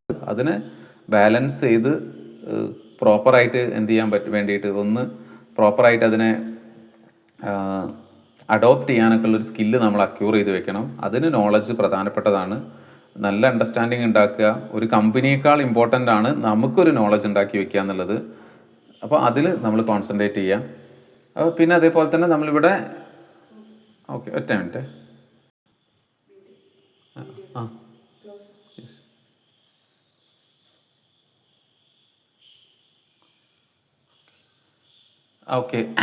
അപ്പോൾ ഇങ്ങനെ ഈ എക്കണോമിക് ആസ്പെക്ട്സിലൊക്കെ ഒരു ഗ്രോത്ത് ക്രിയേറ്റ് ചെയ്യുക എന്നുള്ളതായിരിക്കും ഒരു government macro economic policies draft ചെയ്യുന്ന സമയത്തുള്ള അതിൻ്റെ മീൻസ് ചെയ്യുന്നുള്ളത്. കാരണം എന്താ വെച്ചാൽ നമ്മുടെ എക്കണോമിനെ ഭയങ്കര സ്ട്രെങ്തൻ ചെയ്യുക, അൺഎംപ്ലോയ്മെൻറ്റ് റേറ്റ് റെഡ്യൂസ് ചെയ്യുക, നല്ല എംപ്ലോയ്മെൻറ്റ്, സ്റ്റേബിളായുള്ള എംപ്ലോയ്മെൻറ്റ് എല്ലാവരിലേക്കും എത്തിക്കുക, പിന്നെ പ്രൈസ് സ്റ്റെബിലിറ്റി ഉണ്ടാക്കുക. കാരണം എന്താ, പ്രൈസ് സ്റ്റെബിലിറ്റി 2 രീതിയിലാണ്. ഒന്ന്, നമ്മുടെ ഫാർമേഴ്സിനൊക്കെ പ്രോഡക്ട്സിന് നല്ല റേറ്റ് ലഭിക്കുകയും വേണം, എന്നാലാണ് അവർക്ക് വീണ്ടും പ്രൊഡ്യൂസ് ചെയ്യാനും ഒക്കെ പറ്റും. പക്ഷെ നമ്മുടെ കൺട്രിയിൽ ഇൻഫ്ലേഷൻസ് ഉണ്ട് താനും, പക്ഷേ ഫാർമേഴ്സിന് വേണ്ട രീതിയിലുള്ള വില ലഭിക്കുന്നുമില്ല. അതിന് പ്രധാനപ്പെട്ട കാരണം അവർ ടെക്നോളജിയിൽ അത്ര അവെയർ അല്ല, അവർക്ക് മറ്റു ഓപ്പൺ മാർക്കറ്റുകൾ കണ്ടെത്താൻ പറ്റുന്നില്ല, പിന്നെ നോളജിൻ്റെ കുറവായിരിക്കാം, പിന്നെ മിഡിൽമാൻ ജസ്റ്റ് ഡ്രാഫ്റ്റ് ചെയ്യുന്ന കുറേ അധികം മിഡിൽമാൻസ് ക്രിയേറ്റ് ചെയ്യുന്ന കുറേ അധികം ഡ്രാമാസ് ഉണ്ട്, അതിലൊക്കെ പെട്ടുപോകുന്നതാവാം. പിന്നെ അതേപോലെ ഫാർമേഴ്സ് എപ്പോഴും ഒരു ബിസിനസ്മാൻ അല്ല, പക്ഷെ അതുകൊണ്ട് തന്നെ അവർ നോർമലി ഒരു ജെന്യൂൻ ആയിട്ടുള്ള ആൾക്കാരായിരിക്കും. ഇപ്പോൾ ഒരു ബിസിനസ്മാന് കുറച്ചും കൂടെ ഒരു സ്ട്രാറ്റജി, പ്രോഫിറ്റ് മേക്ക് ചെയ്യുക എന്നുള്ളതിൽ ആ ഒരു ഗെയിമിൽ കുറച്ചും കൂടെ സ്കിൽഫുൾ ആയിരിക്കും. അപ്പോൾ അങ്ങനെയുള്ള കുറേ ഫാക്ടേഴ്സ് നമുക്കുണ്ട്. പക്ഷെ അതില്ലാതെ ഒരു പ്രൈസ് സ്റ്റെബിലിറ്റി ഉണ്ടാവുക, എല്ലാ ആളുകൾക്കും എല്ലാ സെക്ടറിൻ്റെ അപ്പോഴാണ് ഒരു ഇക്വിറ്റബിൾ ആയിട്ടുള്ള ഒരു ഗ്രോത്ത് ഉണ്ടാവുക. കാരണം നമ്മളൊരു പ്രോഫിറ്റിന് വേണ്ടിയിട്ട് ഫാർമേഴ്സിനെ കില്ല് ചെയ്ത് കഴിഞ്ഞാൽ പ്രോഡക്ട്സ് ഇല്ലാതെ വരും നമുക്ക് മാർക്കറ്റിലേക്ക്. അപ്പോൾ അവിടെ പ്രൈസ് സ്റ്റെബിലിറ്റി എൻഷുർ ചെയ്യുക എന്നുള്ളതാണ്. എല്ലാ സെഗ്മെൻറ്റിലും പ്രൈസ് സ്റ്റെബിലിറ്റി ഉണ്ടാവുക. ഒരു നോർമൽ ഇൻഫ്ലേഷൻസ്, ലോ ഇൻഫ്ലേഷൻസ് എന്ന് പറയുന്നതിനപ്പുറം ഒരു നോർമൽ ഇൻഫ്ലേഷൻസ് ഉണ്ടാക്കാൻ നമ്മൾ എന്ത് ശ്രദ്ധിക്കുക എന്നുള്ളത് ഇമ്പോർട്ടൻ്റ് ആണ്. അപ്പോൾ ആ ഒരു എയിമിലായിരിക്കും ഒരു നോർമൽ ഇൻഫ്ലേഷൻസ് ഉണ്ടാവുക എന്നുള്ള ഒരു എയിമിലായിരിക്കും economic policies, especially macro economic policies draft ചെയ്യുന്നത്. അപ്പം ഇനി അതിൽ തന്നെ ഏറ്റവും പ്രധാനപ്പെട്ട നമ്മുടെ എക്കണോമിക് പോളിസീസൊക്കെ ഫ്രൂട്ട്ഫുൾ ആണോ എന്ന് അനലൈസ് ചെയ്യാൻ ഏറ്റവും പ്രധാനം. ഇപ്പോൾ നമ്മൾ നമ്മൾ കുറച്ച് ദിവസങ്ങളായ ഒരു ഇൻട്രഡക്ഷൻ മോഡിൽ തന്നെയാണ്. ഇത് നമുക്ക് കുറച്ചൊന്ന് മുന്നോട്ടേക്ക് കുറച്ച് ഫാസ്റ്റായിട്ടൊന്ന് മൂവ് ചെയ്യാം. അതിൽ ഈ ഏരിയയിൽ ഏറ്റവും പ്രധാനപ്പെട്ട ഏരിയയിലൊന്നാണ് നമ്മുടെ നാഷണൽ ഇൻകം. അവിടെ GDP, GNP ഇതിനെക്കുറിച്ചിട്ടൊക്കെ നമ്മൾ സ്റ്റഡി നടത്തണം. ഇപ്പോൾ നാഷണൽ ഇൻകം ഉദ്ദേശിക്കുന്നത് the total income of a country four A given period of time. ഒരു സ്പെസിഫിക് പീരീഡ് ഓഫ് ടൈമിലേക്ക് ഒരു കൺട്രി പ്രൊഡ്യൂസ് ചെയ്യുന്ന ഗുഡ്സ് ആൻഡ് സർവീസസിനെയാണ് ശരിക്ക് എന്ത് വിളിക്കുന്നത്, അതിൻ്റെ ടോട്ടൽ ഇൻകം വിളിക്കുന്നത്. ഗുഡ്സും സർവീസസും ഇൻക്ലൂഡഡ് ആണ്. ഒരു ഫാർമർ പ്രൊഡ്യൂസ് ചെയ്യുന്നതും ഒരു കമ്പനി പ്രൊഡ്യൂസ് ചെയ്യുന്നതും ഒരു ലേബർ കോൺട്രിബ്യൂട്ട് ചെയ്യുന്നതും എല്ലാം ചേർത്ത് ഒരു കൺട്രി ഒരു വർഷം ടോട്ടൽ ക്രിയേറ്റ് ചെയ്യുന്ന വാല്യൂവിനെയാണ് ശരിക്കും അതിൻ്റെ നാഷണൽ ഇൻകം എന്ന് വിളിക്കുന്നത്. അപ്പോൾ നമ്മുടെ ഒരു ഇൻഡിവിജ്വലിൻ്റെ നാഷണൽ ഇൻകം എന്നല്ല, ഒരു ഇൻഡിവിജ്വലിൻ്റെ ഇൻകം എന്നുള്ളത് ഇങ്ങനെയായിരിക്കും. ആൾക്ക് സാലറി ഒരു പാർട്ടായിരിക്കും, സാലറി ആൾക്ക് ഇൻകം ആയിട്ടുണ്ടാവും. പിന്നെ സാലറിക്ക് ശേഷം ആൾക്കൊരു എക്സ്ട്രാ പ്രോപ്പർട്ടി ഉണ്ടെങ്കിൽ അതിൽ നിന്ന് റെൻ്റ് ആൾക്കൊരു റവന്യൂ ആയി കിട്ടും. പിന്നെ ആളിനൊരു സൈഡ് ബിസിനസ് ഉണ്ടെങ്കിൽ ഇതേപോലെ അതിൽ നിന്ന് ബിസിനസ്സിൽ നിന്ന് ചിലപ്പോൾ ചെറിയൊരു ഇൻകം ഉണ്ടാവാനുള്ള സാധ്യത ഉണ്ട്. പിന്നെ അതേപോലെ തന്നെ നെക്സ്റ്റ് ആളിന് ഇതേപോലെ ഏതെങ്കിലും അസറ്റൊക്കെ ഉണ്ടെങ്കിൽ ആ അസറ്റ് സെല്ല് ചെയ്യുന്ന സമയത്ത് ഒരു ക്യാപിറ്റൽ ഗെയിന് ലഭിക്കാനുള്ളൊരു സാധ്യത ഉണ്ട്. ഇപ്പം ഇങ്ങനെയുള്ള പല രീതിയിലുള്ള ഗെയിന് അല്ലെങ്കിൽ പല രീതിയിലുള്ള സോഴ്സ് ഓഫ് ഇൻകം ഒരു ഇൻഡിവിജ്വലിന് ഉണ്ടാവും. ആ എല്ലാ സോഴ്സും കൂടെ ആഡ് ഓൺ ചെയ്യുന്ന സമയത്താണ് ആളുടെ അഗ്രഗേറ്റ് ഇൻകം നമുക്ക് ലഭിക്കുക. അതേ സെയിം വേയിൽ തന്നെ ഒരു കൺട്രിയുടെ ടോട്ടൽ ഇൻഫ്ലോസിനെയാണ് നമ്മൾ ടോട്ടൽ ഇൻകം എന്ന് വിളിക്കുന്നത്. ടോട്ടൽ ഇൻഫ്ലോസ് അല്ല, ടോട്ടൽ ആ ഒരു വർഷം ഏൺ ചെയ്തിട്ടുള്ള എമൗണ്ട്. ഇനി ഇത് മെഷർ ചെയ്യാൻ 2 മെത്തേഡാണ് യൂസ് ചെയ്യുന്നത്. ഒന്നാമത്തെ മെത്തേഡ് GDP ആണ്. First method GDP means gross domestic product. ഈ ഗ്രോസ് ഡൊമസ്റ്റിക് പ്രോഡക്റ്റും അതേപോലെ തന്നെ GNP ഗ്രോസ് നാഷണൽ പ്രോഡക്റ്റുമാണ്. ഇനി എന്താണ് ഗ്രോസ് ഡൊമസ്റ്റിക് പ്രോഡക്റ്റ് എന്നുള്ളത് നമുക്ക് നോക്കാം. GDP measures the total market value of all final goods and services produced within a country border എന്നുള്ളതാണ്. നമ്മളുടെ ഡൊമസ്റ്റിക് ആണ്, ഇന്ത്യക്കുള്ളിൽ പ്രൊഡ്യൂസ് ചെയ്തിട്ടുള്ള ഗുഡ്സ് ആൻഡ് സർവീസസിൻ്റെ ടോട്ടൽ ഫൈനൽ വാല്യൂ ആണ് for a specific period of time. ഒരു ക്വാർട്ടർലി ആവാം, ഒരു 1 ഇയർലി ആവാം. അപ്പോൾ നമുക്കൊരു ക്വാർട്ടർലി ഡാറ്റ എടുത്ത് നോക്കിയാൽ ഒരു അഡ്വാൻറ്റേജ് എന്താണെന്ന് ചോദിച്ചാൽ ആ ഒരു ക്വാർട്ടറിൽ ഒരു 3-4 ക്വാർട്ടേഴ്സ് എടുത്ത് നോക്കുന്നു. അപ്പോൾ നെക്സ്റ്റ് ക്വാർട്ടറിൽ എങ്ങനെ വാല്യൂ ഉണ്ടാവും എന്നുള്ളത് നമുക്ക് പ്രെഡിക്റ്റ് ചെയ്യാനൊക്കെ പറ്റും. അത് പ്രെഡിക്റ്റ് ചെയ്തിട്ട് നമുക്ക് അതിനനുസരിച്ചുള്ള ഡിസിഷൻസ് എടുക്കാൻ പറ്റും. നമ്മൾ ഇൻവെസ്റ്റ് ചെയ്യുന്നതാണോ നല്ലത്, ഡെപ്റ്റിലേക്ക് മാറുന്നതാണോ നല്ലത്. അപ്പോൾ ഇത് ഇന്ത്യൻ എക്കണോമിയിൽ ഇൻവെസ്റ്റ് ചെയ്യണമെന്ന് അറിയാൻ വേണ്ടിയിട്ട് മാത്രമല്ല, ഫ്യൂച്ചർ നമ്മുടെ എക്കണോമി എങ്ങനെയാണോ പോകുന്നത്, ആ എക്കണോമി എങ്ങനെയാണോ പോകുന്നത് അതിനനുസരിച്ച് തന്നെയായിരിക്കും നമ്മുടെ ഇക്വിറ്റി മാർക്കറ്റിൽ റിഫ്ലക്ഷൻസ് ഉണ്ടാവുക. ജസ്റ്റ് നോക്കി നോക്കിയാൽ GDP. അപ്പോൾ GDPയിൽ ഉള്ള ഫാക്ടേഴ്സ്, അപ്പോൾ നമ്മുടെ ലാസ്റ്റ് ഒരു 10 ഇയേഴ്സിൻ്റെ GDP നിങ്ങൾ എന്തായാലും ഒന്ന് കളക്ട് ചെയ്യണം. ലാസ്റ്റ് 10 ഇയേഴ്സിൻ്റെ GDP ജസ്റ്റ് ഒന്ന് കളക്ട് ചെയ്ത് നോക്കുക. അപ്പോൾ നമുക്ക് അവിടെ കുറച്ച് ഇൻട്രസ്റ്റിംഗ് ആ GDPയിലേക്ക് ലാസ്റ്റ് 10 ഇയേഴ്സിൻ്റെ നിഫ്റ്റിയുടെ വാല്യൂ ഒന്ന് കമ്പയർ ചെയ്ത് നോക്കുക. നിഫ്റ്റിയുടെ ഗ്രോത്ത് എങ്ങനെയുണ്ട് എന്നുള്ളത് ഒന്ന് കമ്പയർ ചെയ്ത് നോക്കാം. നമുക്കത് നെക്സ്റ്റ് ഡേയിൽ അത് അനലൈസ് ചെയ്യുകയും ചെയ്യും. ജസ്റ്റ് ഒന്ന് പ്രിപ്പയർ ചെയ്തിട്ട് അയക്കുക. എന്തുകൊണ്ടാണ് പ്രിപ്പയർ ചെയ്ത് അയക്കും? കുറേ ഡാറ്റയിലേക്ക് പോയിട്ടാണ് ആ ഡാറ്റയിലേക്ക് എത്തുക. അപ്പോൾ നമുക്ക് കുറേ കുറച്ച് കൺഫ്യൂഷൻ തീർത്ത് ഒരു ഇതിലേക്ക് എത്തുമ്പോൾ, കാരണം നമ്മൾ റിസർച്ചിലേക്കാണ് പോകുന്നത്. അപ്പം കുറേ അധികം ഒരു യൂണിവേഴ്സ് കുറേ കാര്യങ്ങളിൽ നിന്ന് ഒരു കാര്യത്തിലേക്ക് കട്ട് ഡൗൺ ചെയ്ത് അതിൽ നിന്ന് ഒരു ഡിസിഷൻസ് എടുക്കുക എന്നുള്ള പ്രോസസ്സ് ആയതുകൊണ്ടാണ്. ആദ്യം നിങ്ങളതൊന്ന് ജസ്റ്റ് ട്രൈ ചെയ്ത് നോക്കുക. ഒന്ന് നമ്മുടെ ലാസ്റ്റ് ഒരു 10 ഇയേഴ്സിൻ്റെ GDP ലിസ്റ്റ് ഔട്ട് ചെയ്യുക. ഞാനത് അസൈൻമെൻ്റ് ആയിട്ട് ഇതിന് ആഡ് ചെയ്ത് തരാം. അതിനോട് നിഫ്റ്റിയുടെ ലാസ്റ്റ് 10 ഇയേഴ്സിൻ്റെ പെർഫോമൻസ് ഒന്ന് കമ്പയർ ചെയ്ത് നോക്കാം. അങ്ങനെ പെർഫോമൻസ് കമ്പയർ ചെയ്യുന്ന സമയത്ത് ഇപ്പോൾ ഇത് തമ്മിലൊരു ഡയറക്റ്റ് റിലേഷൻഷിപ്പ് ഉള്ളതായിട്ട് നിങ്ങൾക്ക് കാണാൻ പറ്റും. GDP ഇൻക്രീസ് ചെയ്യുമ്പോൾ ഓട്ടോമാറ്റിക്കലി നിഫ്റ്റി അപ്സൈഡിലേക്ക് പോകുന്നതും, ഇനി ഏതെങ്കിലും വർഷം പല റീസൺ കൊണ്ട് GDP താഴേക്ക് വരുമ്പോൾ നിഫ്റ്റി താഴേക്ക് വരുന്നതായിട്ടുള്ള ഒരു റിലേഷൻ നിങ്ങൾക്ക് ഫൈൻഡ് ചെയ്യാൻ പറ്റും. അപ്പോൾ ജസ്റ്റ് നോക്കുക. ഇനി നെക്സ്റ്റ് വന്ന GNP എന്നുള്ളൊരു കോൺസെപ്റ്റാണ്. GNP എന്നുള്ളത് ഉദ്ദേശിക്കുന്നത് ഇത്രയേ ഉള്ളൂ, plus GDP plus net income from abroad.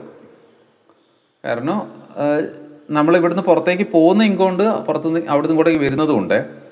അപ്പോൾ നോക്കേണ്ടത്, അപ്പോൾ എന്ത് ചെയ്യുന്നു, അത് തമ്മിലുള്ള ഒരു പുറത്ത് കുറേ ആളുകൾ വർക്ക് ചെയ്യുന്നുണ്ട്, പുറത്ത് കുറേ ആളുകൾ ബിസിനസ് ചെയ്യുന്നുണ്ട്, കുറേ കാര്യങ്ങൾ പുറത്തുമായിട്ട് ചെയ്യുന്നുണ്ട്. അപ്പോൾ അതും കൂടെ കൺസിഡർ ചെയ്തിട്ടാണ് GNP പ്രൊഡ്യൂസ് ചെയ്യുന്നത്. GNPs measure the total value of all goods and services produce the resident or citizen of the country regardless the locations, regardless the where they are located in the world. എവിടെയായാലും കുഴപ്പമില്ല, പക്ഷെ അവർ നമ്മുടെ എന്തായിരിക്കണം, citizen ആയിരിക്കണം, ഒരു resident ആയിരിക്കണം. ഒരു Indian company അല്ലെങ്കിൽ ഇന്ത്യക്കാരനായ ആളുകൾ ലോകത്തിൻ്റെ എവിടെ എന്ത് വാല്യൂ പ്രൊഡ്യൂസ് ചെയ്ത് അത് എന്ത് ചെയ്യുന്നുണ്ട്, ഇന്ത്യയിലേക്ക് ട്രാൻസ്ഫർ ചെയ്യുകയാണെങ്കിൽ അതെന്താണ്, GNPയുടെ പാർട്ടാണ്.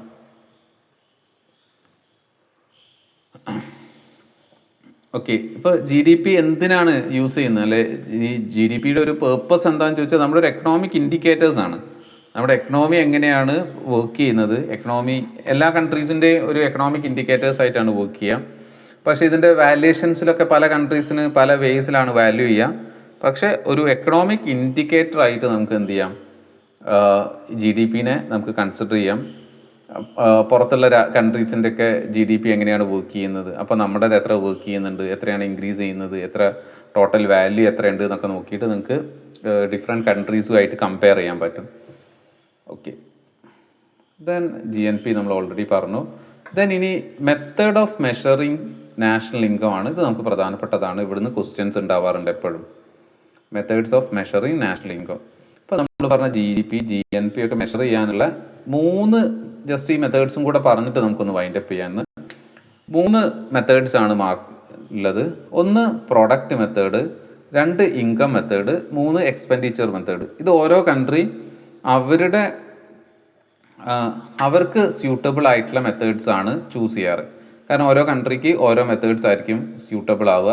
അപ്പോൾ അത്തരം മെത്തേഡ്സ് എന്ത് ചെയ്യും, യൂസ് ചെയ്യാണ് ചെയ്യുക. കാരണം അത് നമുക്ക് പറയാൻ പറ്റില്ല ഇന്ന മെത്തേഡ്, അത് ഓരോ കൺട്രി ടു കൺട്രി ഡിഫറെൻ്റ് ആയിട്ടുള്ള യൂസ് ചെയ്യും. അത് ആ കൺട്രിയുടെ സ്പെസിഫിക് ഫീച്ചേഴ്സും അവരുടെ കപ്പാസിറ്റിയും അവർ ഡീൽ ചെയ്യുന്ന എമൗണ്ടും അങ്ങനെ പല ഫാക്ടേഴ്സ് ബേസ് ചെയ്തിട്ടാണ്. പക്ഷേ ഏതൊക്കെയാണ് ഈ 3 മെത്തേഡ്സ് ഉള്ളത് ജസ്റ്റ് നമുക്കൊന്ന് നോക്കാം. അതിലെ ഫസ്റ്റ് മെത്തേഡ് എന്നുള്ളത് പ്രൊഡക്റ്റ് മെത്തേഡാണ്. അപ്പോൾ പ്രൊഡക്റ്റ് മെത്തേഡിൽ യൂസ് ചെയ്യുന്നത് 3 സെഗ്മെൻറ്റിലെ സെക്ടേഴ്സിൻ്റെ ടോട്ടൽ പ്രോഡക്റ്റിനെയാണ് ഇവിടെ എന്ത് ചെയ്യുന്നത്, നാഷണൽ ഇൻകമായിട്ട് കൺസിഡർ ചെയ്യുക. അതായത് അഗ്രികൾച്ചർ സെക്ടറിലെ, ഇൻഡസ്ട്രിയിലെ, അതേപോലെ സർവീസ് സെക്ടറിലെ ഈ 3 സെക്ടറിൽ നിന്ന് നമ്മൾ എന്ത് വാല്യൂ ആണോ പ്രൊഡ്യൂസ് ചെയ്തത് ആ വാല്യൂവിൻ്റെ സം ടോട്ടലാണ് നാഷണൽ ഇൻകം എന്നുള്ളത്. ഓക്കെ, ദ ഫസ്റ്റ് മെത്തേഡാണ്. ഇൻ സിംപ്ലി പ്രൊഡക്റ്റ് മെത്തേഡ് നമുക്ക് ഹൈലി അത് കാൽക്കുലേറ്റ് ചെയ്യാനല്ല ഉണ്ടാവുക. ഈ കോൺസെപ്റ്റ് ക്ലിയർ ആണോ എന്നാണ് ചോദിക്കുക. പക്ഷെ ആ കോൺസെപ്റ്റ് ഇങ്ങനെയാണ്. Under the product method national income measuring based on the income of a certain sectors ആണ്. That sector aggregate the amount of different sectors that is known as the total output. അങ്ങനെ total outputs find ചെയ്യുന്ന മെത്തേഡ്സിനെയാണ് product method എന്ന് വിളിക്കുന്നത്. അപ്പോൾ 3 sectors ഏതാണെന്ന് ഓർത്ത് വയ്ക്കുക. അഗ്രികൾച്ചർ, ഇൻഡസ്ട്രി ആൻഡ് സർവീസ് ആണ്. Agriculture industry and service. ആ സർവീസിൽ ഓരോ വർഷം എത്ര വാല്യൂ ആണോ, ഇപ്പോൾ നമ്മുടെ സർവീസ് സെക്ടർ പതുക്കെ ഗ്രോ ചെയ്യുന്നതാണ്. അഗ്രികൾച്ചർ നമുക്ക് വാല്യൂ വർദ്ധിപ്പിക്കാൻ പറ്റുന്നില്ല, പക്ഷേ വാല്യൂ വർദ്ധിപ്പിക്കണം. നമ്മളുടെ കൂടുതൽ പോപ്പുലേഷൻസ് വർക്ക് ചെയ്യുന്നത് അഗ്രികൾച്ചറിലാണ് ഇപ്പോഴും. കാരണം ഇന്ത്യ ഒരു അഗ്രികൾച്ചർ കൺട്രി തന്നെയാണ്. എത്ര ഇൻഡസ്ട്രിയൽ ഗ്രോത്ത് ഉണ്ടെങ്കിലും എത്ര സർവീസ് സെക്ടർ ഗ്രോത്ത് ഉണ്ടെങ്കിലും നമുക്ക് അറൗണ്ട് ഒരു 60 to 70% ആളുകളും അഗ്രികൾച്ചറിനെ തന്നെ ഡിപ്പെൻഡ് ചെയ്യുന്നത്. അപ്പോൾ നമുക്ക് അത്രത്തോളം അഗ്രികൾച്ചറിൽ പ്രൊഡക്ഷൻസ് ഇല്ല. കാരണം നമ്മൾ മെക്കനൈസ്ഡ് അല്ല. ഇപ്പോഴും നമ്മുടെ അഗ്രികൾച്ചർ സിസ്റ്റംസ് ഹൈലി മെക്കനൈസ്ഡ് അല്ല എന്നുള്ളതാണ്. കാരണം നമ്മൾ കുറേ കൂടെ മാനുവലി ആണ് ആ കാര്യങ്ങളൊക്കെ പ്രോസസ്സ് ചെയ്യുന്നത്. അപ്പോൾ അവിടെ നമുക്ക് കുറച്ചും കൂടെ മെക്കനൈസ് ചെയ്യാം. ടെക്നോളജി എന്ത് ചെയ്യാം, കുറച്ചും അല്പം കൂടെ അഡോപ്റ്റ് ചെയ്ത് ഒരു ബെറ്റർ ആയിട്ടുള്ളൊരു സിസ്റ്റം ക്രിയേറ്റ് ചെയ്യുക എന്നുള്ളത് പ്രധാനപ്പെട്ട ഒരു കാര്യമാണ്. അപ്പോൾ ഒരു നാഷണൽ ഇൻകത്തിൻ്റെ കാൽക്കുലേഷനിലെ ഫസ്റ്റ് മെത്തേഡ് ഓർത്ത് വയ്ക്കുക. ഇനി രണ്ടാമത്തെ മെത്തേഡാണ് ഇൻകം മെത്തേഡ്. ഇൻകം മെത്തേഡും ഫസ്റ്റ് മെത്തേഡും തമ്മിൽ വലിയ വ്യത്യാസങ്ങളില്ല, പക്ഷേ ഇവിടെ കുറച്ചും കൂടെ ഡിഫറെൻ്റ് ആയിട്ടുള്ളതാണ്. ഇൻകം മെത്തേഡിൽ കാറ്റഗറൈസ് ചെയ്യുന്നത് ഡിഫറെൻറ്റ് സെക്ടേഴ്സ് ആയിട്ടല്ല കാറ്റഗറൈസ് ചെയ്യുന്നത്. അതിന് പകരം ഇവിടെ കാറ്റഗറൈസ് ചെയ്യുന്നത് is based on the different income group ആയിട്ടാണ്. ഡിഫറെൻറ്റ് ഇൻകം ഏർണിംഗ് ഗ്രൂപ്പ് ആയിട്ടാണ് ക്ലാസിഫൈ ചെയ്യുന്നത്. ഇപ്പോൾ ജസ്റ്റ് എടുക്കുകയാണെങ്കിൽ first group is known as employees, അവർക്ക് വേജ് ആൻഡ് സാലറി കിട്ടും.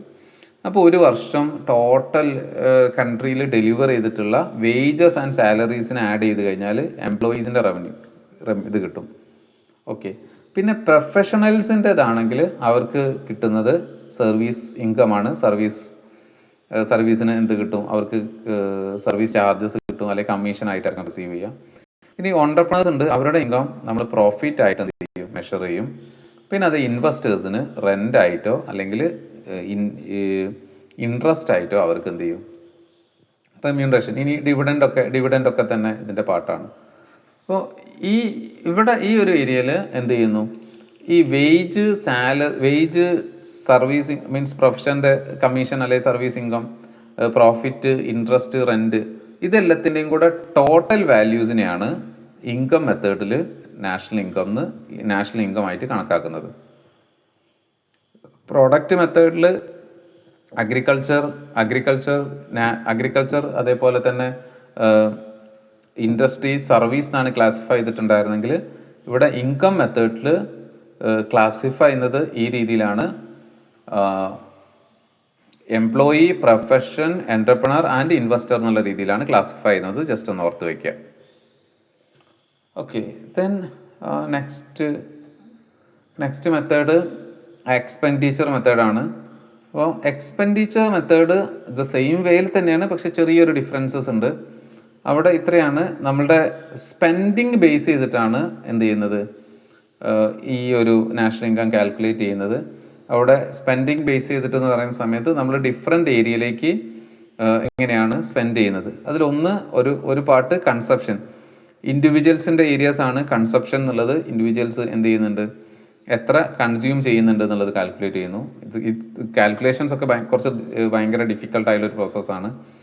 ദെൻ അതിന് ശേഷം അതേപോലെ തന്നെ ഇൻവെസ്റ്റ്മെൻറ്റ്സ്, അതും ഇൻഡിവിജ്വൽസിൻ്റെയും ഇൻവെസ്റ്റ്മെൻറ്റ്സ് എത്രയുണ്ട്, പിന്നെ കമ്പനീസിൻ്റെ ഇൻവെസ്റ്റ്മെൻറ്റ്സ്, അതേപോലെ തന്നെ ഗവൺമെൻറ് സ്പെൻഡിങ് എങ്ങനെയാണ്, പിന്നെ നെറ്റ് എക്സ്പോർട്ട് എന്താണ്, എക്സ്പോർട്ട് ഇമ്പോർട്ട് ഡാറ്റ എങ്ങനെയാണുള്ളത്. ഈ 4 ഫാക്ടേഴ്സിൻ്റെ സം ടോട്ടലാണ് ശരിക്കും എക്സ്പെൻഡിച്ചർ മെത്തേഡിൽ നാഷണൽ ഇൻകം എന്നുള്ളത്. ഇപ്പം 3 മെത്തേഡ്സ് ആണ്: പ്രൊഡക്റ്റ് മെത്തേഡ് ഉണ്ട്, അതേപോലെ ഇൻകം മെത്തേഡ് ഉണ്ട്, അതേപോലെ എക്സ്പെൻഡിച്ചേഴ്സ് മെത്തേഡ്. ഈ 3 മെത്തേഡ്സ് ആണ് നമുക്ക് നാഷണൽ ഇൻകത്തിൻ്റെ കാൽക്കുലേഷൻസിൽ വരുന്നത്. അപ്പോൾ ജസ്റ്റ് ഒന്നും കൂടെ നോക്കി വയ്ക്കുക. പ്രൊഡക്റ്റ് മെത്തേഡിൽ അഗ്രികൾച്ചർ, ഇൻഡസ്ട്രി, സർവീസ് എന്നുള്ള രീതിയിൽ ക്ലാസിഫൈ ചെയ്തിട്ടുണ്ടായിരുന്നു. ദെൻ അതേപോലെ തന്നെ സെക്കൻഡ്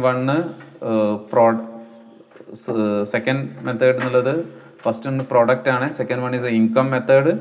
അങ്ങനെ ഇൻകം മെത്തേഡിൻ്റെ സെനാരിയോസ് വരുന്ന സമയത്ത് അവിടെ ഒരു ഡിഫറെൻ്റ് ആയുള്ള പ്രൊഫഷൻസിന് അല്ലെങ്കിൽ ഡിഫറെൻ്റ് ആയുള്ള ആളുകൾ ഏതൊക്കെ ഇൻകം ആണോ ജനറേറ്റ് ചെയ്യുന്നത് ആ ഇൻകത്തിൻ്റെ ബേസിലാണ് ക്ലാസിഫൈ ചെയ്തിട്ടുണ്ടായിരുന്നത്. ഇപ്പം അവിടെ സാലറി, അതേപോലെ തന്നെ സാലറി ഉണ്ടായിരുന്നു. ദെൻ അങ്ങനെ സാലറി അല്ലെങ്കിൽ റെൻറ്റ് അല്ലെങ്കിൽ കമ്മീഷൻ അല്ലെങ്കിൽ പ്രോഫിറ്റ്, ഇതൊക്കെ ബേസ് ചെയ്തിട്ടുള്ള ഒരു ക്ലാസിഫിക്കേഷൻ ആണെങ്കിൽ നെക്സ്റ്റ് വൺ എന്നുള്ളത് എക്സ്പെൻഡിച്ചർ ബേസ്ഡ്. ഇപ്പോൾ എക്സ്പെൻഡിച്ചർ എന്നുള്ളത് is based on the spending in the economy.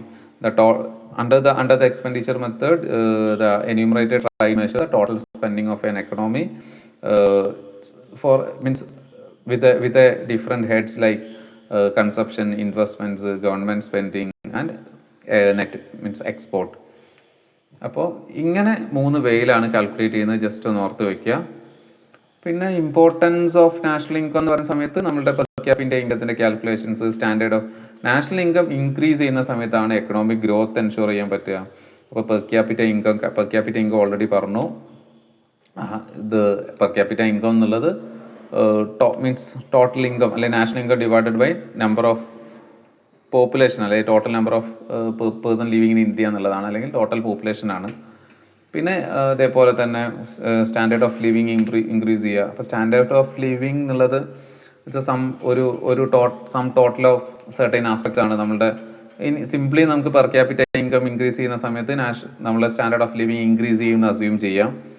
പക്ഷേ അറ്റ് ദ സെയിം ടൈമിൽ നമ്മളെ പ്രൊഡക്ഷനും അതിൻ്റെ ഡിസ്ട്രിബ്യൂഷനും ഒക്കെ തന്നെ ഈക്വിറ്റബിൾ ആവണം. എല്ലാവരിലേക്കും എല്ലാ സർവീസസും എത്തുക എന്നുള്ളതാണ് സ്റ്റാൻഡേർഡ് ഓഫ് ലിവിങ് ഇൻക്രീസ് ചെയ്യാം.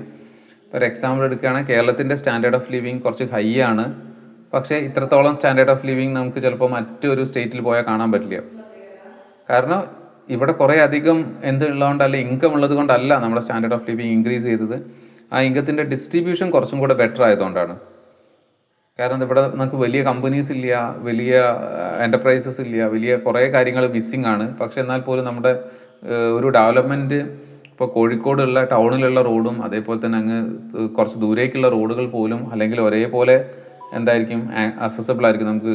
നമ്മൾ 5G അല്ലെങ്കിൽ നമ്മുടെ ഇൻ്റർനെറ്റ് അല്ലെങ്കിൽ നമ്മുടെ ഫുഡ് അല്ലെങ്കിൽ നമ്മുടെ ജോബ് അല്ലെങ്കിൽ വേജ്, ഇതൊക്കെ തന്നെ കാലിക്കറ്റ് ടൗണിൽ വാങ്ങിക്കുന്ന ഒരാളുടെ വേജ് തന്നെ ആയിരിക്കും ഓൾമോസ്റ്റ് കുറേയും കൂടെ ഒരു 10-40 കിലോമീറ്റർ അപ്പുറം വാങ്ങിക്കുന്ന ഒരാൾക്കും ഉണ്ടാവുക. അതിനൊക്കെ കാരണം ആ ഡിസ്ട്രിബ്യൂഷൻ പാറ്റേൺ എന്നുള്ളത് നമുക്ക് കുറച്ചും കൂടെ നന്നായി ചെയ്യാൻ പറ്റിയിട്ടുണ്ട്. പക്ഷെ അത് പെർഫെക്റ്റ് ആണെന്ന് മാത്രമല്ല, ഇനിയും അതിൽ ചേഞ്ചസ് ഉണ്ടാവാൻ സാധ്യതയുണ്ട്.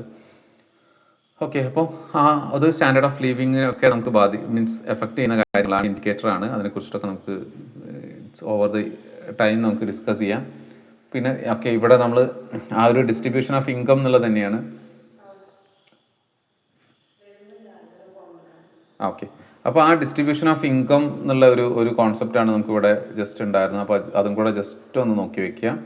അപ്പോൾ ഡിസ്ട്രിബ്യൂഷൻ ഓഫ് ഇൻകം എന്നുള്ളത് നോർമലി എന്താണ്, നമ്മൾ എന്ത് മാനുഫാക്ചർ ചെയ്യുന്നു എന്നുള്ളതല്ല. അപ്പോൾ ഇനി നെക്സ്റ്റ് ഒരു ഇയറിൽ നെക്സ്റ്റ് ഒരു AI സമയത്ത് നമ്മൾ ഫേസ് ചെയ്യാൻ പോകുന്ന ഏറ്റവും വലിയൊരു ഡിഫിക്കൽട്ടി ഇതാണ്.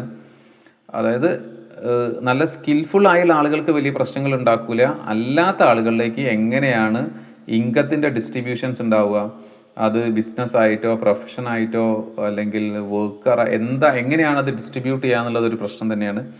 അത് വെല്ലായിട്ട് ഡിസ്ട്രിബ്യൂട്ട് ചെയ്യുന്ന സമയത്താണ് നമുക്ക് എന്ത് ചെയ്യാൻ പറ്റുക, ഒരു ഗ്രോത്ത് എൻഷുർ ചെയ്യാൻ പറ്റുക കൺട്രീസിൻ്റെ. അപ്പോൾ എവിടെയാണ് നമ്മൾ സക്സസ്ഫുൾ ആവേണ്ടതെന്ന് ചോദിച്ചാൽ കൺട്രിയും സക്സസ്ഫുൾ ആവേണ്ടത് അവിടെയാണ് എഡ്യൂക്കേഷൻ്റെ ഒരു ഇമ്പോർട്ടൻസ് ഉണ്ടാവുക. എല്ലാവർക്കും എഡ്യൂക്കേഷൻസ് ഉണ്ടാകുന്ന സമയത്ത്, നല്ല എഡ്യൂക്കേറ്റഡ് ആവുന്ന സമയത്ത് ഓട്ടോമാറ്റിക്കലി ആ ഡിസ്ട്രിബ്യൂഷൻസ് കുറേ കൂടി ഈക്വൽ ആവും. എല്ലാവരും ജോബിന് പോകും, എല്ലാവരും എന്ത് ചെയ്തിടാം, ഹോസ്പിറ്റലൈസേഷൻ വന്നാൽ അത് എടുക്കും, എല്ലാവരും നല്ല ഭക്ഷണം കഴിക്കും, എല്ലാവരും അവരുടെ കുട്ടികളെ നല്ല എഡ്യൂക്കേഷന് പറഞ്ഞയക്കും. അപ്പോൾ ഇത് automatically next level of income distributions smooth ആക്കും. അപ്പം ഈ നമ്മുടെ ഒരു ഇൻകം ഡിസ്ട്രിബ്യൂഷൻസിനെ കുറിച്ചിട്ടുള്ള സ്റ്റഡിയൊക്കെ കാണുന്ന സമയത്ത്, സേവിങ്സിനെ കുറിച്ചുള്ള സ്റ്റഡി കാണുന്ന സമയത്ത്, ഇനി ഇൻവെസ്റ്റ്മെൻറ്റ്സ് പാറ്റേണിനെ കുറിച്ചിട്ടുള്ള സ്റ്റഡി കാണുന്ന സമയത്ത് ഒന്നും കളയാതെ നമ്മുടെ ഗ്രൂപ്പിലേക്ക് എടുത്ത് പോസ്റ്റ് ചെയ്യാം. അപ്പോൾ നമുക്കിത് കുറച്ചും കൂടെ ഈ ഒരു ഏരിയ നമുക്ക് നെക്സ്റ്റ് ഫേസിൽ എന്ത് ചെയ്യാം, ഡീറ്റെയിൽ ആയിട്ട് ഡിസ്കസ് ചെയ്യാം, നെക്സ്റ്റ് സെഷനിൽ ഡീറ്റെയിൽ ആയിട്ട് ഡിസ്കസ് ചെയ്യാം. ഇന്ന് നമ്മൾ ജസ്റ്റ് ആ നാഷണൽ ഇൻകം എന്നുള്ള ഏരിയാസ് ജസ്റ്റ് കൺക്ലൂഡ് ചെയ്തതാണ്. ബാക്കി ഒരു ഏരിയ നമുക്ക് നാളത്തെ സെഷനിൽ ഓൾമോസ്റ്റ് കുറച്ച് ഏരിയാസ് എന്ത് ചെയ്യാം. ഈ നാഷണൽ ഇൻകത്തിന് നമ്മൾ ഓൾറെഡി പറഞ്ഞു, ജസ്റ്റ് ഇത്രയും 3 മെത്തേഡ്സ് ആണ്: product, income and expenditure method. അപ്പോൾ പ്രൊഡക്റ്റിൽ ഓൾ ഗുഡ്സ് ആൻഡ് സർവീസസിൻ്റെ ഒരു സം ടോട്ടലാണ് ഇവിടെ ഉള്ളത്. അഗ്രികൾച്ചർ, ഇൻഡസ്ട്രി ആൻഡ് സർവീസസ് ഒന്നും കൂടെ ജസ്റ്റ് റീകോൾ ചെയ്ത് വെക്കുക. ആൻഡ് ഇൻകം മെത്തേഡിലാണെങ്കിൽ വേജ്, പ്രോഫിറ്റ് ആൻഡ് ഇൻവെസ്റ്റേഴ്സിൻ്റെ റിട്ടേണിനും കൂടെ സം ടോട്ടലാണ്. എക്സ്പെൻഡിച്ചർ എന്നുള്ളത് it's based on the spending ആണ്. ഇൻഡിവിജ്വലിൻ്റെ സ്പെൻഡിങ് മീൻസ് അവരുടെ കൺസപ്ഷൻ ആണ്. ഇൻഡിവിജ്വൽസ് ആൻഡ് കമ്പനി, ഗവൺമെൻറ്റിൻ്റെ spending and export and import, net export and import. ഈ 3 മെത്തേഡ് ജസ്റ്റ് ഒന്ന് ക്ലിയർ ആയിട്ട് നോക്കി വയ്ക്കുക. ആൻഡ് ദെൻ ജസ്റ്റ് ചെറിയൊരു നോർമലി ഉള്ളൊരു അസൈൻമെൻ്റ് ആണ്, നിങ്ങൾക്ക് ജസ്റ്റ് ഒന്ന് ട്രൈ ചെയ്ത് നോക്കാം. ഇതൊരു കമ്പാരിറ്റീവ് അനാലിസിസ് ആണ്. ജസ്റ്റ് ഒന്ന് സ്ക്രീൻഷോട്ട് എടുത്ത് വയ്ക്കാം. ജസ്റ്റ് ഒരു comparative analysis of A GDP, നമ്മളുടെ ഒരു ലാസ്റ്റ് 10 ഇയേഴ്സിൻ്റെ GDP നിങ്ങൾ എടുക്കുക. ദെൻ അതിന് എന്ത് ചെയ്യാം, സ്റ്റോക്ക് മാർക്കറ്റിൻ്റെ പെർഫോമൻസുമായിട്ട് കമ്പയർ ചെയ്യാം. ഓക്കെ, ഇപ്പോൾ അതേപോലെ തന്നെ സ്റ്റോക്ക് മാർക്കറ്റിൻ്റെ പെർഫോമൻസ് കമ്പയർ ചെയ്യുമ്പോൾ ഇന്ത്യയിൽ നിങ്ങൾ എന്ത് ചെയ്താൽ മതി, Nifty 50 എടുത്താൽ മതി. അതിനുശേഷം US സ്റ്റാൻഡേർഡ് ഓഫ് പുവർ എടുക്കുക. അതിന് USൻ്റെ GDP ഗ്രോത്ത് ലാസ്റ്റ് 10 ഇയേഴ്സ് എടുത്ത് വയ്ക്കുക. പിന്നെ ചൈനയുടെ GDP ലാസ്റ്റ് 10 ഇയേഴ്സ് എടുത്ത് വയ്ക്കുക. അതിന് ഷാൻഹായ് എന്നുള്ള അവിടുത്തെ സ്റ്റോക്ക് എക്സ്ചേഞ്ച് ആണ്, അതിൻ്റെ കോമ്പോസിറ്റ് ഇൻഡെക്സ് എന്നുള്ള ഇൻഡെക്സ് എങ്ങനെയാണ് ഗ്രോ ചെയ്തതെന്ന് ജസ്റ്റ് ഒരു 10 ഇയേഴ്സ്, ലാസ്റ്റ് ഒരു 10 ഇയേഴ്സ് ജസ്റ്റ് ഒന്ന് എടുത്ത് ചെക്ക് ചെയ്ത് നോക്കുക. അപ്പോൾ ഈ GDP ഒന്നുമില്ല, ജസ്റ്റ് GDP ഗ്രോത്ത് റേറ്റ് മാത്രം നോക്കിയാൽ മതി. ക്യാപിറ്റൽ ബുക്ക് നല്ലതാണ്, ഡെഫിനറ്റ്ലി നിങ്ങൾക്ക് കുറച്ചും കൂടെ അണ്ടർസ്റ്റാൻഡിങ് കിട്ടും. ആഡ് ചെയ്തത് നല്ലതാണ്. ഇപ്പോൾ Indian per capita income last 10 years, USൻ്റെ per capita income last 10 years, ചൈനയുടെ per capita income last 10 years. അപ്പോൾ അതെങ്ങനെയാണ് ഗ്രോ ചെയ്തത്, ഏത് ഇയറാണ് ഗ്രോ ചെയ്തത്, അത് ഗ്രോ ചെയ്യുന്ന പെർ ക്യാപിറ്റ ഇൻകം കൂടുന്ന സമയത്ത് GDPയിൽ എന്തെങ്കിലും ചേഞ്ചസ് ഉണ്ടോ എന്നുള്ളതൊക്കെ നമുക്ക് മനസ്സിലാക്കാൻ പറ്റുമല്ലോ. അപ്പോൾ ഓട്ടോമാറ്റിക്കലി GDP കൂടുമ്പോഴാണ് പെർ ക്യാപിറ്റ ഇൻകം കൂടുക. ദെൻ മാർക്കറ്റിനെ എങ്ങനെയാണ് എഫക്ട് ചെയ്തത് പെർ ക്യാപിറ്റ? അപ്പോൾ നമ്മളത് ഒരു മാസീവായിട്ടൊന്നും ചെയ്ത് നമ്മുടെ പെർ ക്യാപിറ്റ ഇൻകം ഒരിക്കലും കൂടിയിട്ടില്ല. അപ്പോൾ ഇനി നമ്മൾ ഒരു മാസീവായിട്ട് കൂടാനുള്ള സാധ്യതകൾ ഉണ്ടോ എന്നുള്ളത് നമുക്ക് ചെക്ക് ചെയ്ത് നോക്കാമല്ലോ. ഓക്കെ, അപ്പോൾ നമുക്ക് നാളെ ഇരിക്കുക. നിങ്ങളിത് ജസ്റ്റ് ചെയ്തിട്ട് ഒന്ന് ഗ്രൂപ്പിലൊന്ന് പോസ്റ്റ് ചെയ്യുക. നാളെ ഇൻകേസ് നാളെ ലീവ് ഉണ്ടെങ്കിൽ നിങ്ങൾ ആ പകൽ സമയത്ത് തന്നെ ചെയ്യാം. അതല്ലെങ്കിൽ എപ്പോഴാണോ നിങ്ങൾക്ക് ഇപ്പോൾ ഇൻകേസ് ഇനി നാളെ സമയം കിട്ടിയില്ലേ സാറ്റർഡേ സൺഡേ ഒക്കെ ഇരുന്ന് ചെയ്തിട്ട് നമുക്ക് ഇതിന് മൺഡേ ഇതിൻ്റെ ഒരു ഫർദർ ഇത് ചെയ്യാം. നമുക്ക് നാളത്തെയും മറ്റന്നാളത്തെയും കൂടെ സെഷനിൽ നമുക്ക് ഈ ചാപ്റ്റർ ഒന്ന് കൺക്ലൂഡ് ചെയ്യണമെന്നാണ് വിചാരിക്കുന്നത്. പിന്നെ ഇതേപോലെ ഈ മോർണിംഗ് എപ്പോ ഓക്കെ, ഏകദേശം എപ്പോഴാണ് നോക്കുന്നത്? ഒരു 7 മണിയാകുമ്പോൾ ഷെഹലിനത് ഭയങ്കര നേരത്തെ ആയി പോകും. സാറ്റർഡേ 7 മണി എന്നുള്ള അതെ 7 മണി എന്ന് പറയുമ്പോൾ ഭയങ്കര നേരത്തെ ആയി പോകും. അതൊരു സുഖമില്ല. നമുക്കൊരു അല്പം കൂടെ ഒരു 8 മണി അല്ലെ 8 മണിയും കുറച്ച് നേരത്തെ ഇല്ലേ? അല്ല ഈവൻ നമുക്ക് ആ കല്യാണ വീട്ടിൽ പോയിട്ട് ജസ്റ്റ് ഒരു ചെറിയ ഗ്യാപ്പിൽ തിരിച്ചു വരാൻ പറ്റുമോ? ഒരു 10 o'clock ഒരു ഹാഫ് ആൻ അവറിലേക്കോ 1 hourലേക്കോ? ശേല 9 മണിക്ക് എന്താ അവസ്ഥ? അപ്പൊ ഒരു 7 മണി ആവുള്ളൂ അവിടെ കഷ്ടി. ഓക്കെ. അതെ.